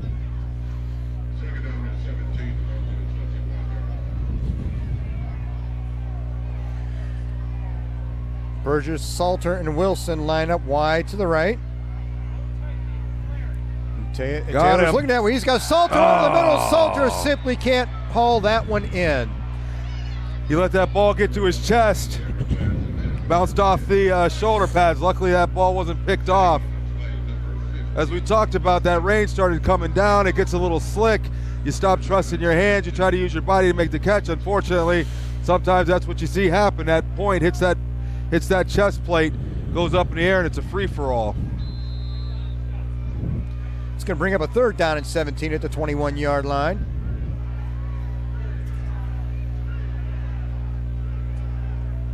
Five minutes of play in the 3rd quarter. Taylor steps back to pass. And again over the middle. That ball is tipped and falls incomplete. And I do believe we've been in 4 down territory right now. So it looks like they might be bringing on a field goal unit. Well, Michael Klaus connected on a 40-yarder at Boardman a couple weeks ago, and that's about what this one will be. Figure 21, 31, 38-yarder. Michael Klaus setting up for a 38-yard field goal attempt, try to put some more points on the board, get this back to a 2-score ball game.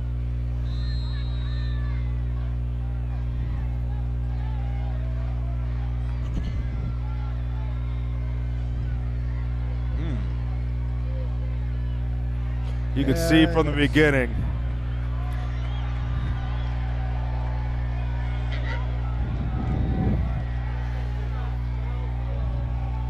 Didn't quite get his foot into that one. That kick winds up short in the end zone. And the ball's going to go over to Youngstown East. Big possession here for Youngstown East. Able to get that stop on the Raiders as they were looking pretty dominant, driving the ball down the field. It all culminates in a missed field goal. East is going to take over with 4:53 left in the 3rd quarter with the opportunity to tie the game. They'll have the ball 1st and 10 at their own 20-yard line.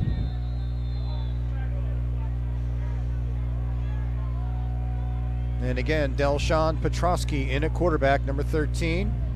Taking over for the injured Zane Seiler. And I think they may have gotten the Raiders to jump on that play. Yes, the encroachment is the call.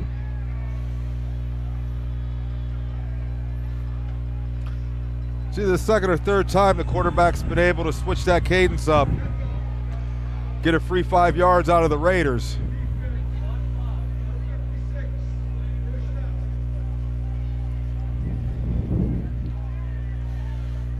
First down and 5 at the 25-yard line.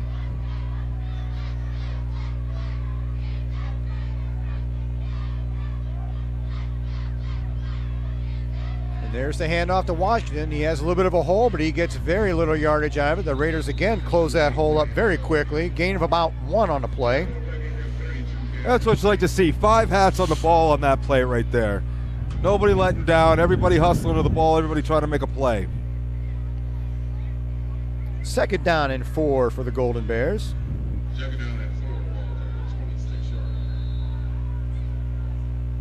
On their own 26-yard line as they line up to the ball. Two backs in the backfield, 1 receiver left, 1 right. Another high And this snap. time Petrosky keeps it, gets around the corner for 1st down. Again. And Petrosky's off to the races. There is a flag on the play. They're going to call the legal block right there. 74-yard touchdown run for Delshawn Petrosky, but I think this is coming back. You see the back judge threw that through the flag. That's usually where you see holding on the offensive line. But I thought I saw a hold right around there, right around the 50-yard line where he broke free. I thought I saw a hold or a block in the back there as well. Those are the type of plays that crush an offense.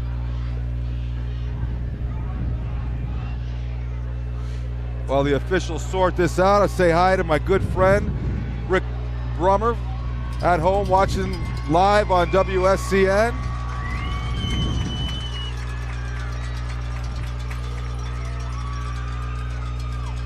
A chorus of boos from the East faithful. That 74-yard touchdown run by Delshawn Petrosky called back. And that pushes the Bears back to the 15-yard line, brings up 2nd down and 15 with 4 minutes to play in the third quarter. Tom, when I was in high school, we played Harvey High School. They opened up the game. They returned the opening kickoff. It got called back on a hold. First play from scrimmage, they ran a sweep left, got called back on a hold. Next play, they ran a sweep left again, got called back on a hold. We ended up beating them 44-0. That's a tough way to start a ball game right there for anybody. It crushes the offense. When you haven't been able to get much movement all night, you finally do get something, and it gets called back on a penalty. And East is going to take their first time out of the second half and talk this over a little bit. 4:01 to play in the third quarter. The Raiders hanging on to a 14-7 lead.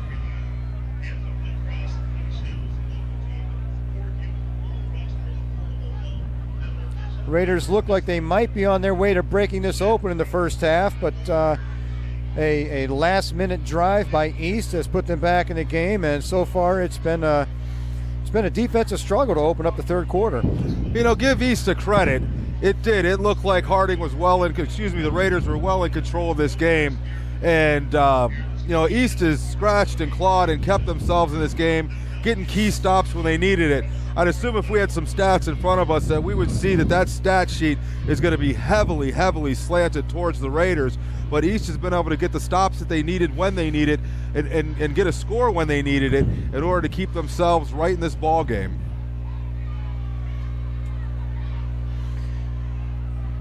Golden Bears after their timeout, 2nd down and 17.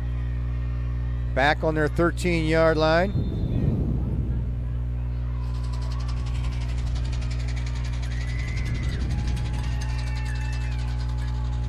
Petrosky back, looking to pass. Tries to hit Bryant over there to the left. He can't hang on to that screenplay. Sorry, that was Washington he was looking for. Number 5, Giovanni Washington. It's going to bring up a 3rd down and long for this Raider defense. Give a lot of credit to the East quarterback, Petrosky. Came in a situation where the senior quarterback went down, and he stepped up. Looks like he's a sophomore, so they're going to probably look for some big things coming from him down the road here. Offense is spread out. Petrosky looking to pass once again. He's looking to his left, and again, they're going to call interference on that play. It looks like looking for number 18, Mekhi Cheatham over the middle. And the officials are going to call a Raider defensive man in there, hand in there a little bit early.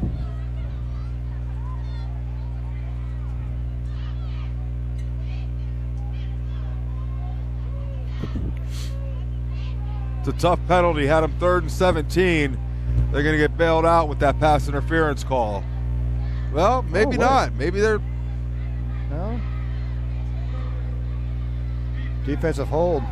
That's an automatic first down. Or no, it's not. It's going to make it 3rd down and 7. I thought that might be an automatic first. Apparently it isn't. It looks like they called him on a hold instead of calling him on the pass interference call.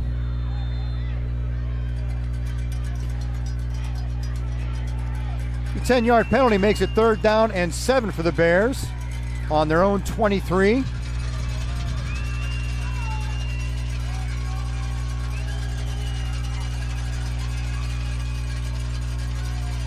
Petrosky takes a snap and backs. He's throwing long down the left sideline. Out of bounds. Overthrows number 7, Darius Humbert. That brings up 4th down, and the Bears, I'm sure, are going to punt from that end of the field. Yeah, nice job by the Raider defense. The quarterback was able to find that receiver in the one-on-one coverage down the sideline. He actually had a step or two on him, but quarterback unfortunately wasn't able to make the accurate pass, probably 2-3 yards out of bounds.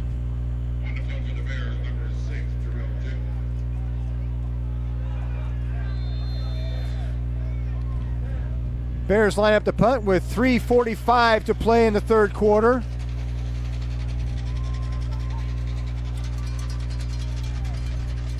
And finally, a punt with some air underneath it for the short. East, but it is short.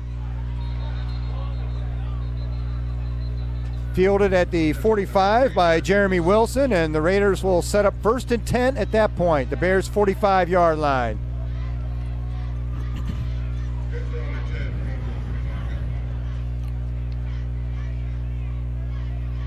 Raiders once again are going to start off with great field position on the Golden Bears 45-yard line. The last drive you saw them start to establish a little bit of the run, got stalled out down there inside the 20-yard line. It looks like the Raiders are going to set up in that I formation, the stacked I formation. And Elijah Smith in the backfield is that lead blocker. As they hand off to Kayron Adams, he fights ahead for a couple.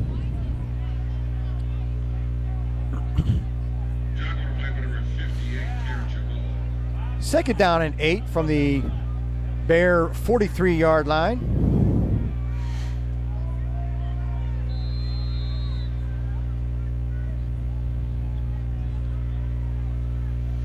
Coming down to the 3-minute mark of the third quarter, score remains 14-7. Warren Western Reserve Raiders on top this evening. Looked like they ran the power I. And there's the handoff to Elijah Smith, takes it to the 40-yard line. There's the flag. There's a flag on the play. Looks like a little bit of extracurricular activity going on down there. You know, it's been getting chippy for the last couple quarters here. You're waiting for that flag to come out so the referees can establish, some calm in this game. Just get it back to football.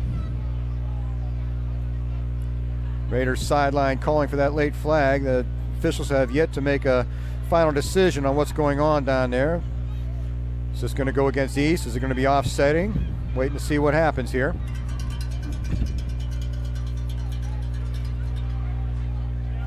And it looks like this is going to go against Youngstown East, a dead ball foul.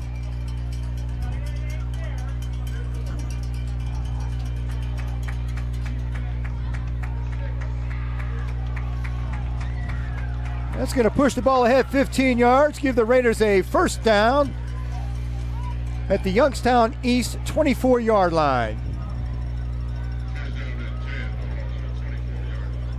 It's like another Stay in that big power package. I.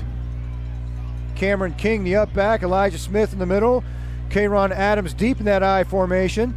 And this time Taylor drops back to pass. He's going to tuck this one in and be taken down for a 2 or 3 yard loss on that play. It looks like Taylor did the right thing there. They only had one receiver that was on a route on that play. He was covered by either a safety or a cornerback. He did the right thing, tucked that ball and got as many as he could.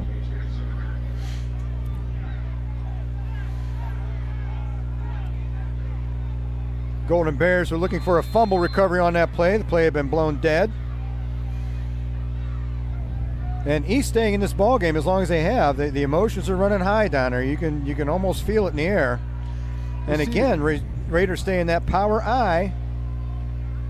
This time the handoff is to Adams up the middle. That's the Adams hole breaks you through were the line looking of scrimmage for. all the way to the 15-yard line. You come out in that triple threat. You got the fullback coming through first. You do a little fake to him. Get one of those defensive linemen or the lineman to jerk to the left side. All of a sudden you can come back with that handoff to the opposite side. Give Kayron Adams or the other running back a little more room. This formation will also give some other teams something to think about if they can establish an offense in this. This time the handoff is to Elijah Smith. Yep, and he's Elijah gone. Smith breaks And through the line of scrimmage for a Raider flag. touchdown, but there is a flag on the play. Game from the back judge again. Looked like could be a hold. That looks like to be the initial signal.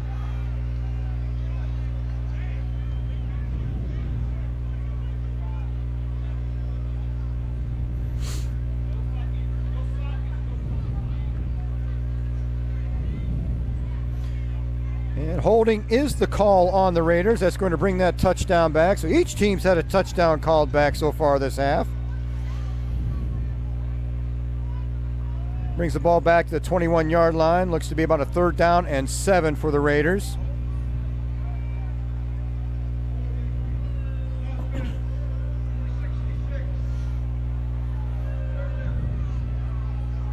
So they got the left tackle. Raiders staying in that I formation. Elijah Smith, the fullback. Kayron Adams deep. Now we're going to shift out of it. And Kayron Adams is alone set back. There's the pitch to Adams, looking around right end. Adams looking to throw the ball. He's got Salter. I'm sorry, he was looking for Jeremy Wilson over there. Ball knocked away by the East defender. Like the play call. Got yourself in a position where that defense is looking for Kayron around the end, but give that corner credit out there. He stuck with his assignment, stuck with the wide receiver, was in position to make a great play. 4th down and 7 at the 21-yard line. We're just over a minute to play in the 3rd quarter. Raiders trying to build on that 14-7 lead. 4th and 7. Single safety. Taylor back to pass, looking left. He's got, or is it Salters? got a man That's over there. shoot. And Wilson, I think. He hits That Wilson, is Wilson. and He gets flagged. It's going to be after the play. It's still going to be a 1st down, but I don't know. That's a little. I get it. You're trying to get control of the game, but I guess you'd rather him not make the 1st down sign. But I don't know if that making the 1st down sign is a 15-yard penalty.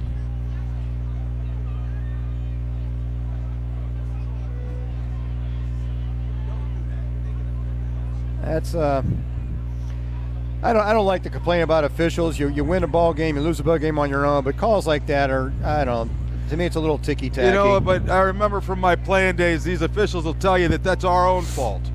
Clean it up. Let's quit the extracurricular activities and we'll stop throwing quick flags for unsportsmanlike. And it frustrates you, but when you start to get the pushing and shoving, you start to get the yapping after the plays, you're going to see those flags come out quicker and quicker as these officials try to get control of the game. I don't agree with it. I thought it was ticky-tack, but with some of the extracurricular that we've seen going on, the officials are trying to get control of the game. On the bright side, it is a 1st down for the Raiders. 1st and 10 at the 25-yard line. We are at a minute to play in the 3rd quarter, still on an official timeout, getting things straightened out after that. Nice pass to Jeremy Wilson on the far sideline. And Wilson got up and immediately signaled his own 1st down. The referees flagged him for an unsportsmanlike conduct penalty at that point. Move the ball back to the 25, and that's where we are at the moment.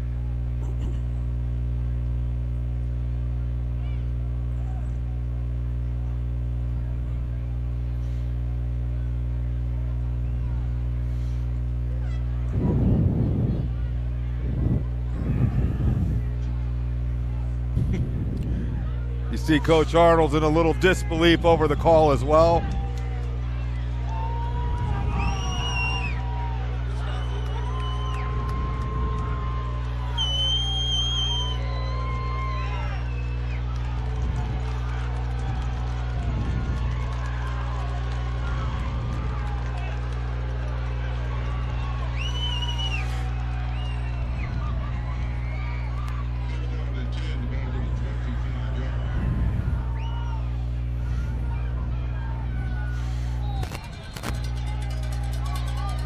And the Raiders stay in that power I formation.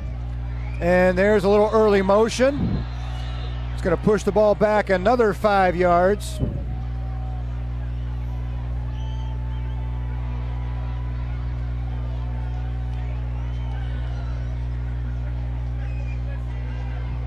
This is a great situation to watch your team. You know, emotions are running high. Everybody wants to make a play. You're kind of mad out there. These young men have the discipline to be able to pull themselves back together. Take all that animosity they have, focus it towards one goal and one goal only, and that's getting the ball in the end zone.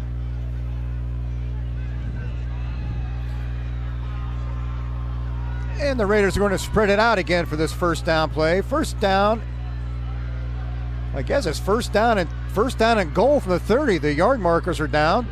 And Taylor's hit hard in the backfield. They're going to call that pass incomplete. The two guys coming from Taylor's right, the defense's left. Didn't get much of a block on him over there the whole time. He was looking down his left side, didn't see that hit coming. Looks like he's a little shaken up on the play.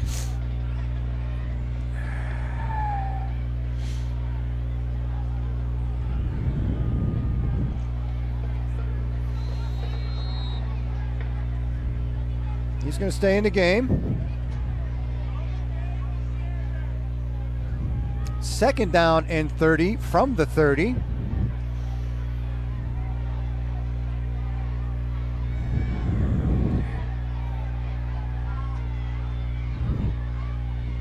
Taylor back to pass. That little dump pass over there to Elijah Smith. Smith gets a few up to the 28-yard line. That play didn't result in a lot of yards, but you like what you saw there. The defense is getting aggressive, starting to send a lot of blitzers. So let them come and feed off of that. Let them come, throw that little pop pass. Got less guys to beat.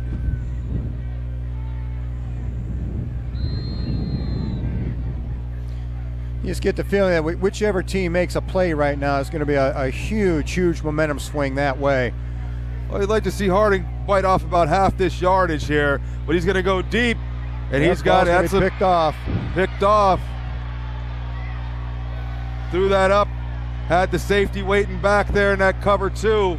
He threw the ball up, hoping Wilson could make a play, but unfortunately put it in a position where only the corner could come down with it. Taylor looking for Wilson along the right sideline. That ball is picked off and it's going to be brought out to the 20-yard line. Big play for the Youngstown East Golden Bears. Well, you're definitely starting to see that momentum start to shift towards East. Looks like Harding's made some changes on the defense. I would assume some of it because they were running that big package on offense. They're pulling out some of those guys that generally on that defensive line. I noticed Samonje Warfield not in the game. He was on the offensive side. Let's see if that plays any difference in how the defense performs. East with 5 receivers in the formation. Got a man in motion. Petrosky steps back, and I think ball start on the Bears. Ball start on the Bears, another first down. The Bears put themselves back in a 1st and 15 position. I think that's the 7th time tonight they've had a penalty on first down.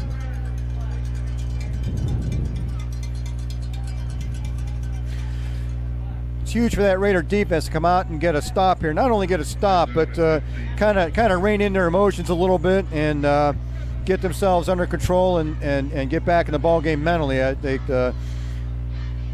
kind of disrupted a little bit. That personal foul call over there kind of threw people off center a little bit. First down and 15 at the 15-yard line. Again, Petrosky set up by himself in the backfield. Rolling to his left. He's going to keep this one. Picks up about 5 back to the original line of scrimmage.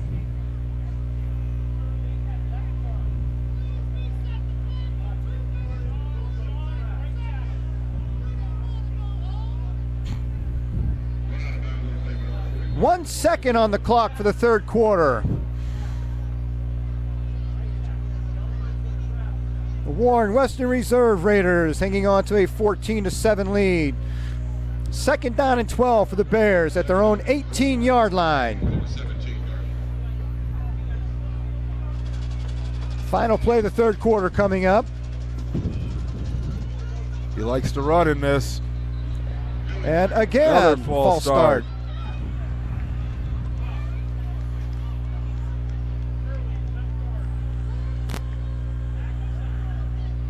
You can really feel that temperature starting to drop out there as well.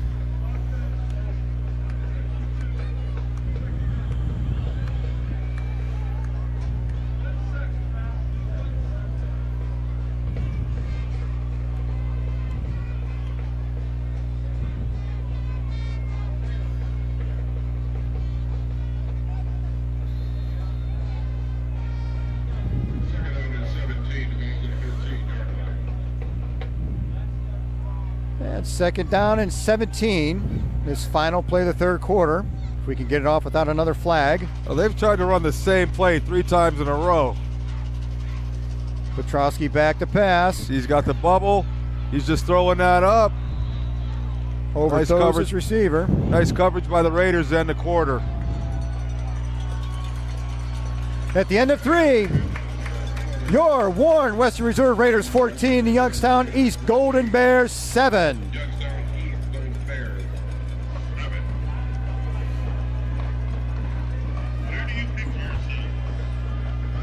Three teams, treating patients, all in crowd. Magazine. Youngstown East will be facing a 3rd and 17 at their own 14-yard line when we open up play in the fourth quarter. Well, we've got another break in the action. To say hi to my friend Greg. Greg doesn't miss a game. Greg Bastonis doesn't miss a game while we're on WSCN. Said before, a great way to check out the game if you're out of town, if you've moved away. Great way to check out the game. Obviously, you get 2 great commentators, and myself and my buddy Tom. But the students of Warren Harding, they're the ones who put this all together. They're the ones that are running all the behind the scenes, the electronics, the cameras, really putting this production together. Brandon Giovanni and Fred Whitaker.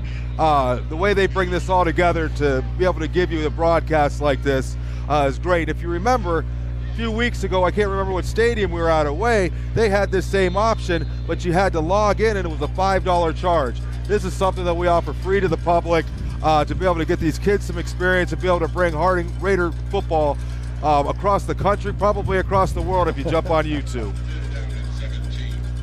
3rd and 17, Petrosky back to pass. He's looking long once again. He's looking for Giovanni Washington and overthrows him down the left sideline.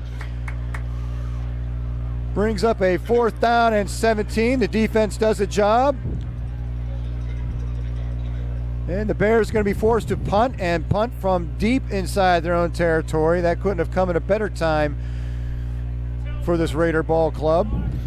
You know, that's the second play tonight where the Raiders have where East has been able to beat the coverage, but unfortunately their quarterback isn't able to find a connection.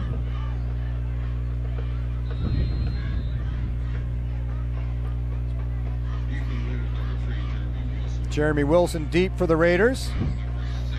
And he was counting this time, making sure they got the right number of guys out there. And East is running one more on.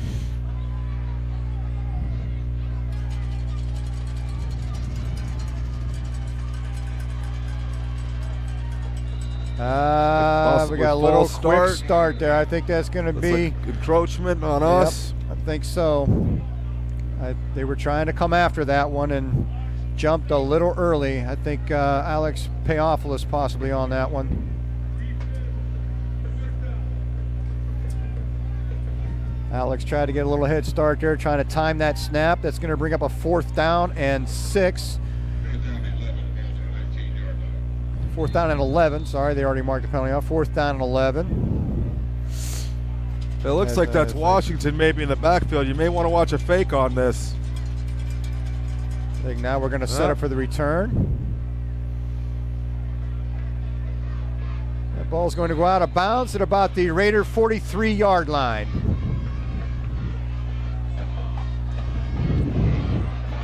Well, you're down to the fourth quarter. A little less than 12 minutes left. The Raiders have been able to hold on to the lead. Thus far, it's been a real defensive struggle.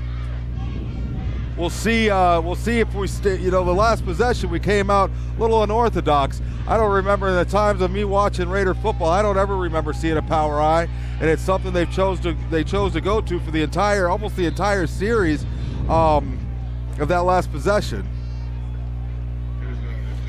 This looks like the Raider spread that we're more used to. Kayron Adams lines up to Taylor's left. We have 3 receivers right.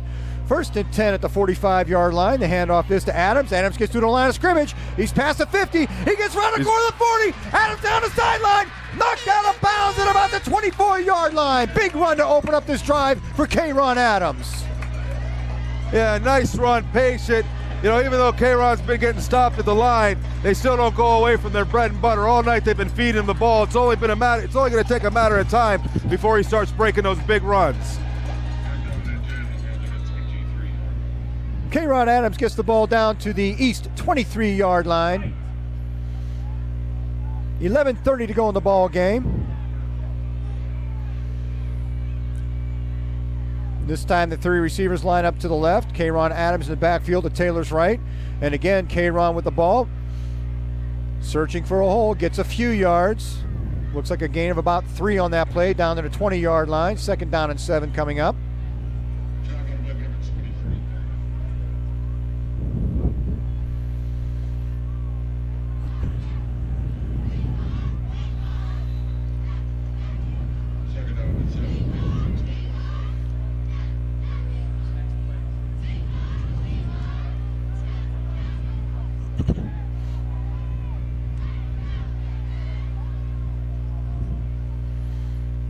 Taylor once again to Adams. Adams breaks through the line of scrimmage, gets a few more yards. It's going to bring up a 3rd down and short, 3rd down and 3 after that play. He tried the right side, nothing was open there. He shuffled back over to the left, able to get an additional 3-4 yards on that play. Bring it up with a 3rd manageable, 3rd and 3. Playbook's wide open for the coaches here with a run or a pass. Looks like those up running backs came in, and they're going back to that stacked I formation for this 3rd down and 3 play. And there's the give to Adams, and this time Adams is met at the line of scrimmage for a no gain. Looks like you're going to find themselves with a 4th and 3 around the 15-16-yard line. We'll see after that last kick if Coach Arnold has the confidence to bring his kicker back out there, or if he's going to leave the offense on the field for 4th and 3.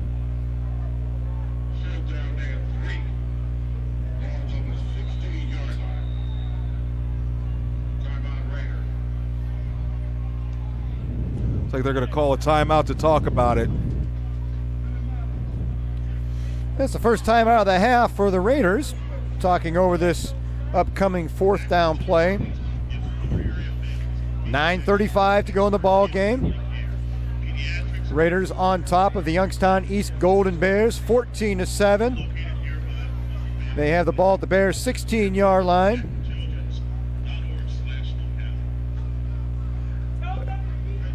You got a 4th and 3 here, down around the 15-16-yard line, so you're looking at 26, 33, 32 to 34-yard field goal down there.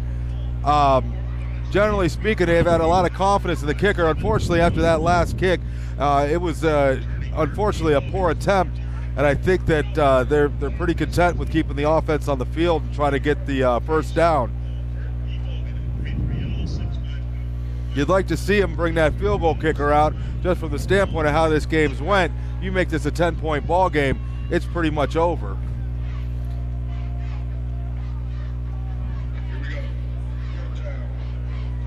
4th down and 3. The Raiders are staying in that stacked I formation. King, Smith, and Adams in the backfield behind Taylor. Now they split out of it, and Taylor and Adams is the lone back.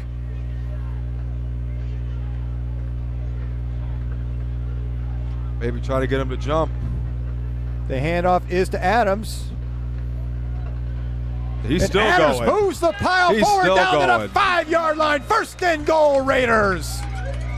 He probably got 6 yards after first contact there. That's determination.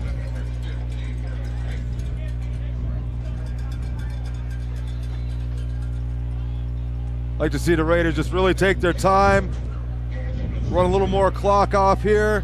I believe from this point, even if they were to find themselves in a 4th down situation, they may go to the field goal kicker. Adams with the handoff once again. Break gets up to that line of scrimmage. This time he gains about 2 before being pushed back.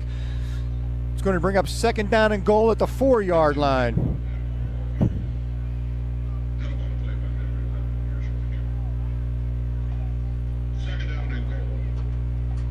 Clock ticks below 9 minutes to play in the ball game. Still 14-7. Raiders knocking at the door, trying to make this a 2-touchdown ball game. Staying with that stacked I formation. This time the handoff is to Elijah Smith, who pounds his way up the middle for another yard or two. Almost in. Looks like he gets inside the 1 yard line. 3rd and goal from inside the 1 for the Warren Western Reserve Raiders. Once again, throwback night at Mollenkopf Stadium. Tonight we are the Warren Western Reserve Raiders. 3rd and goal at the 1 yard line. Coming up on the 8-minute mark of the 3rd quarter.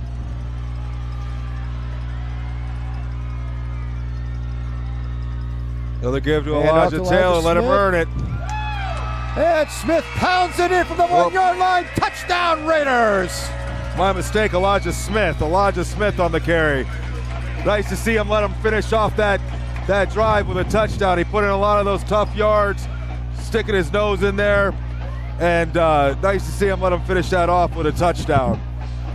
And you know, Eddie, you talk all night about the statement drive, and I think we just saw one right there. Yeah, you saw a lot on that drive. I mean, you saw K-Ron get a little room out there. You saw them, take that ball and do what they needed to do late in this game, middle of the 4th quarter. And by the way this has been going, barring something unforeseen, Harding looks like they're in the driver's seat. And Michael Kloss back on track with the extra point attempt, makes the score 21-7.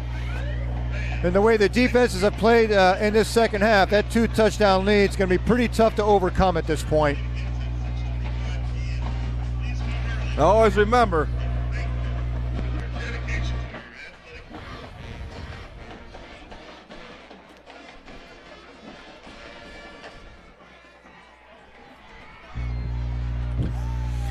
while we got a little break, we got viewers all over the place. I'm hearing Wisconsin, Florida, my brother again out in Arizona.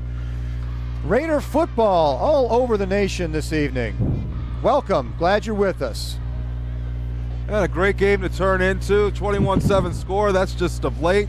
We've had a real close game this entire way. Harding looked like they were going to run away with it, but East was able to score that touchdown before the half to put themselves within 7 points. It came out the whole 3rd quarter. They were going back and forth. Finally, the Raiders were able to break through with that touchdown. Noah Murray with the squib kick, and that's going to roll back to the 5 yard line. Bryant fields it there. He's going to be hit hard at the 16 yard line. I think he thought the ball could be dead because it stopped rolling, but he wasn't in the end zone yet. That ball was live. Yeah, that could have been a real disaster for East. He was able to cover it, bring him back up to around the, roughly around the 20 yard line. Last week when we were playing Mooney, we saw this similar situation where the Raiders got a late score and we knew that the game was going to be a lock because of how that Mooney offense was. Really didn't show the ability to break a big play for a touchdown. Now that's not going to be the issue here tonight. Giovanni Washington's able to score from anywhere on the field, and this 2nd string quarterback, sophomore that's came in, he's shown that he's got some wheels as well and able to get upfield. So you're still going to need to play defense, get a couple stops in order to put this game away as the rain starts to come down a little more heavier than we had seen before.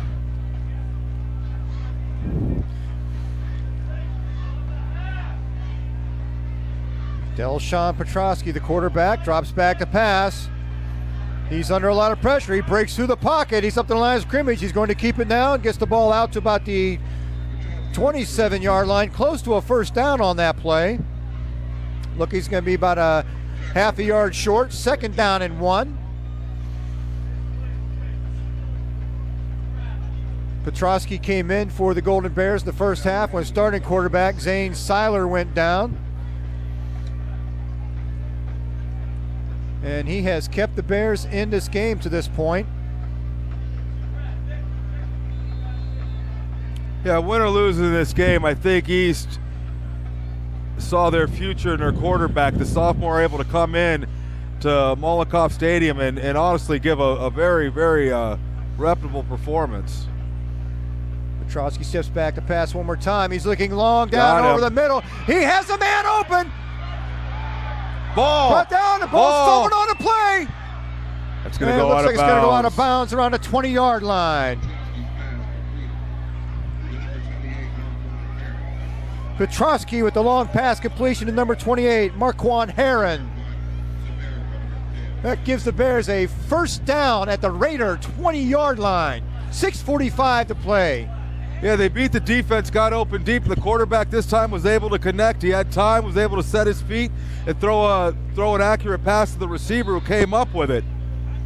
They're going to mark that at the 22-yard line. And you had a call, Eddie, that big play capability that this team appears to have. This game's not quite over yet. Well, trial by error, too. You know, Petrovsky had to come in and take over for the starter. They started in a power eye just running the ball. Obviously, they're opening it up for him now. And this time, Petrosky's going to That go ball's down out. under a lot of pressure. That ball. They're saying he was down. They're calling him down. Petrosky sacked on that play, a loss of about 4 yards, takes the ball back to the, looks like the 26-yard line, bring up a second down and 14.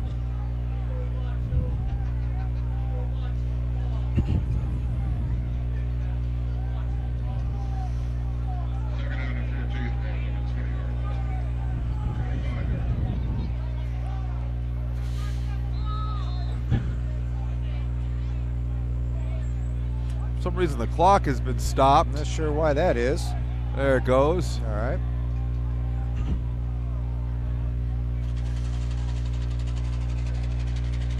Five receivers in that offensive set for Youngstown East. Petrosky takes a snap. He looks quickly to his right. Forced out of the pocket once again. Throws to the end zone. Big hit in that end zone. And that ball is hauled in for a touchdown. Just like that, they were able to come back with a score. Looks like that pass is complete to Heron again, and he took a shot and hung on to that. Yeah, he took a real shot down there in the end zone, especially in conditions like this. Give him a lot of credit for being able to hold on to the ball. But just like we were saying, you know, this team is not the Mooney team. They've shown the ability to be able to score and to make big plays, and just like that, they're right back in this game. 6:15 to play, and that touchdown makes the score 21-13 as Youngstown East lines up for their extra point attempt. Kick is up and appears to be good. 21-14. And again, just when you think Harding's going to take control, is reserved tonight, just when you think the Raiders are going to take control, this East team finds a way to get back into the end zone, and just like the end of the first half, and it's a ball game all over again. Well, you know, the impressive drive by East. Quarterback was able to find that receiver, put it right on his hands, and I'm amazed. I mean, he took a big-time hit in the end zone, and he was able to hold on to that ball. So we're going to see what's going to happen here.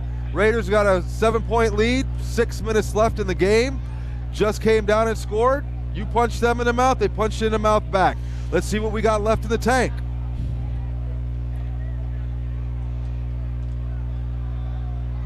They're going to have to. I'd be careful of that onside kick again. I think that might be a place to try it. That East defense has shown the ability to hold the Raiders, so giving them a good field position is worth the risk here. They may just try to get this ball back in a hurry. So those up guys are going to have to be alert down there. You see our deep guys are playing at the 20-yard line. They're not expecting anything deep. I don't know that the kicker's shown the ability to be able to put it past the 20-yard line. But yeah, all those guys on the front line there, they got to be heads up. The guys in the middle line got to be heads up. You see that squib come, fall on it, give us some good field position.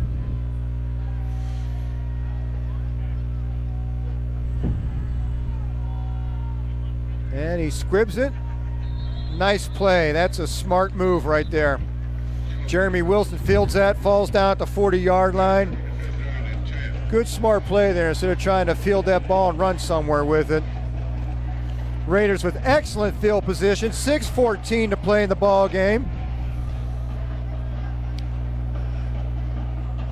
6:14 left. Raiders got great field position. we'll see what they come out, and they were trying that power I for a while, got him downfield. Last possession, they went back to that spread offense, got him inside the 5, they went back to that power I and were able to drive it into the end zone. Kayron Adams sets up to Elijah Taylor's right. 3 receivers to the left. The handoff is to Adams. Adams trying to pick his way through the line, and he's going to be met in the backfield for a couple-yard loss. And that's pretty much been the story all night long. That East defense have been able to plug up that middle for all but just a few plays tonight. Yeah, Kayron, he's had his success running to the outside. He had his success on that screen pass, getting him in space, letting him use that athletic ability and that speed to get up and downfield seems like what's been working this game, because East is definitely plugging up the middle.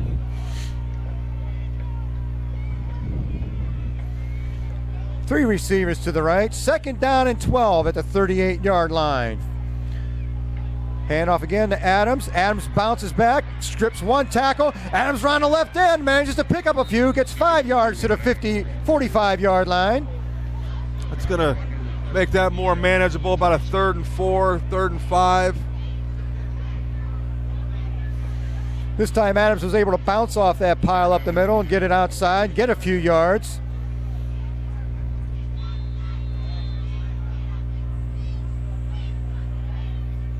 Third down and 5 at the Raider 45-yard line. 4:50 to play. The Western Reserve Raiders on top 21-14. Coming down to 4:45. 3rd down and 5. He's got Salters down here on the bottom of the screen. He likes to go to him in those situations, but looks like they're going to go to Adams to the outside. He's going to have it. Adams breaks a tackle up to the 43-yard line and a 1st down for the Raiders. You know, another one of those plays that are crushing for the defense. The defense knows what's coming. The whole stadium knows what's coming, and you can't stop it.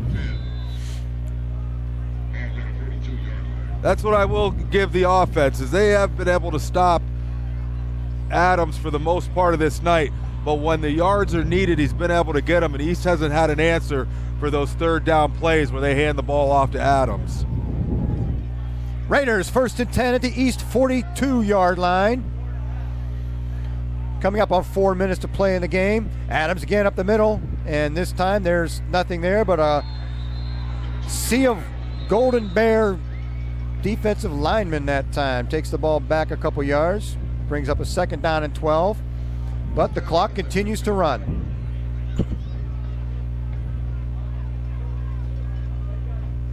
Under 4 minutes to play now.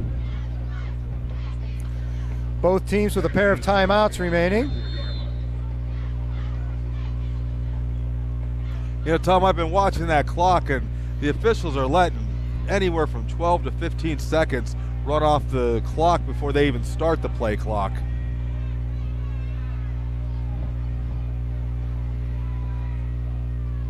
And the handoff once again to Kayron Adams. He gets it around the right end. Pounds it ahead for about 4 yards. Give him 6, I guess. Make it 3rd down and 6. A long 6, almost 7. 3 minutes to play in the game.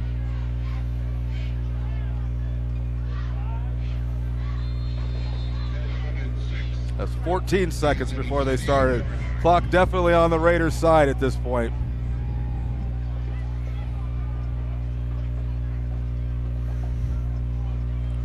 You wonder at what point East is going to start trying to use those last couple timeouts to save a little bit of clock time for themselves. Right here, this is a big play. If they can get a stop, you're going to assume a punt by the Raiders. Adams up the middle, breaks an initial tackle, and he forces his way ahead for a 1st down. Once again, 1st and 10, they can plug him in the hole. 2nd and 12, they can plug him in the hole. But when it gets down to that play that we needed, they don't have an answer for him. Adams gets the ball to the East 28-yard line for a Raider 1st down. 2:19 to play. And East is going to burn a timeout right now. Their 2nd of the half. Yeah, at this point, in the game, you're driving, things are looking good, the clock is on your side. If I'm the coach in the huddle right now, I'm talking to my quarterback, my center, and my running back, and I'm explaining to them how important that center to quarterback exchange is and how important that handoff to the running back is, and for the running back to keep two hands on the ball at all time, no turnovers. Let's run this clock out, maybe get in the end zone, and let's look forward to next week versus Howland. Healthcare needs of residents of Trumbull County and nearby communities for over a century. We proudly put you, your healthcare, at the center of everything we do.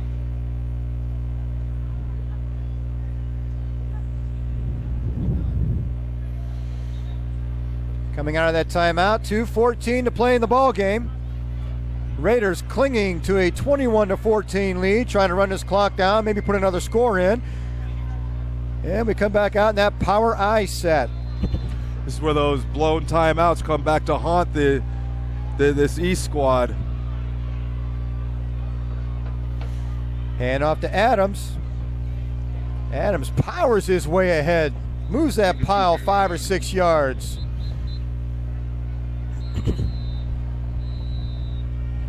East is going to take its last timeout. At this point, one more timeout, or one more first down ought to just about lock it up. Yeah, and you see they're switching it up. They're going back and forth from that spread to the power I. They've seen, the running game. East came in prepared. East watched the films. They knew how we tried to set the table with establishing that running game, and they were on it. And you give them a lot of credit for that. But Harding's got too many weapons. Whether it's using a weapon like K-Ron in another position, hitting him in the backfield, getting him loose outside, throwing those passes deep to Salters, stretching that defense, making them safeties in those corners, think twice about coming up. Jeremy Wilson, big first down on the sideline there. Unfortunately, they called a ticky-tack personal foul on his first down gesture, but the coaches will address that. But at the end of the day, great play by him. Saw a big run by Chu tonight on that end around. They've showed you that they could hit you from multiple different positions. This time they hand off to Elijah Smith, and he gets it up there close to a first down. Looks to be right around the 20-yard line. It's going to bring up a third down and short. 3rd down and 2.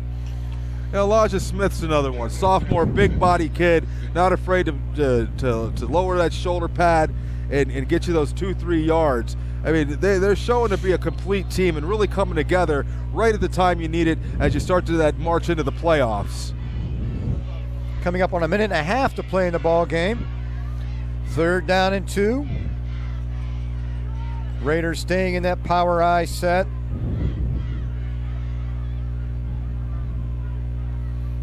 Adams up the middle. He's going to get the first down on this play, and that really ought to just about stitch this one up.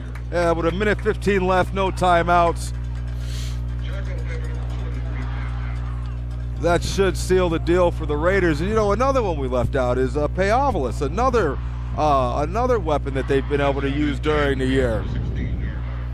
They look like a real well-rounded team, and that's the offensive side. The defense right now seems to be the heart and soul of this team. You combine that with the weapons they have on offense, I think they have a real good chance as we move into the playoffs. Hand off one more time to K-Ron Adams. Punches it ahead for another 3 or 4 yards. Coming up on 45 seconds. And 2 more snaps of the football ought to just about do it for this evening.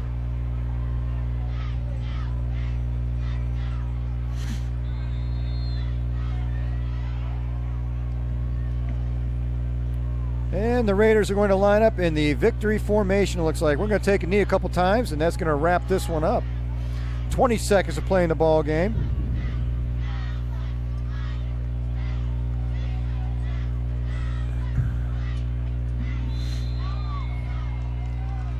And that's going to do it right there. Raiders come away with a hard-fought 21-14 win over this tenacious Youngstown East Golden Bear team. Great win by the Raiders. Hard-fought battle by this East team traveling in from Youngstown.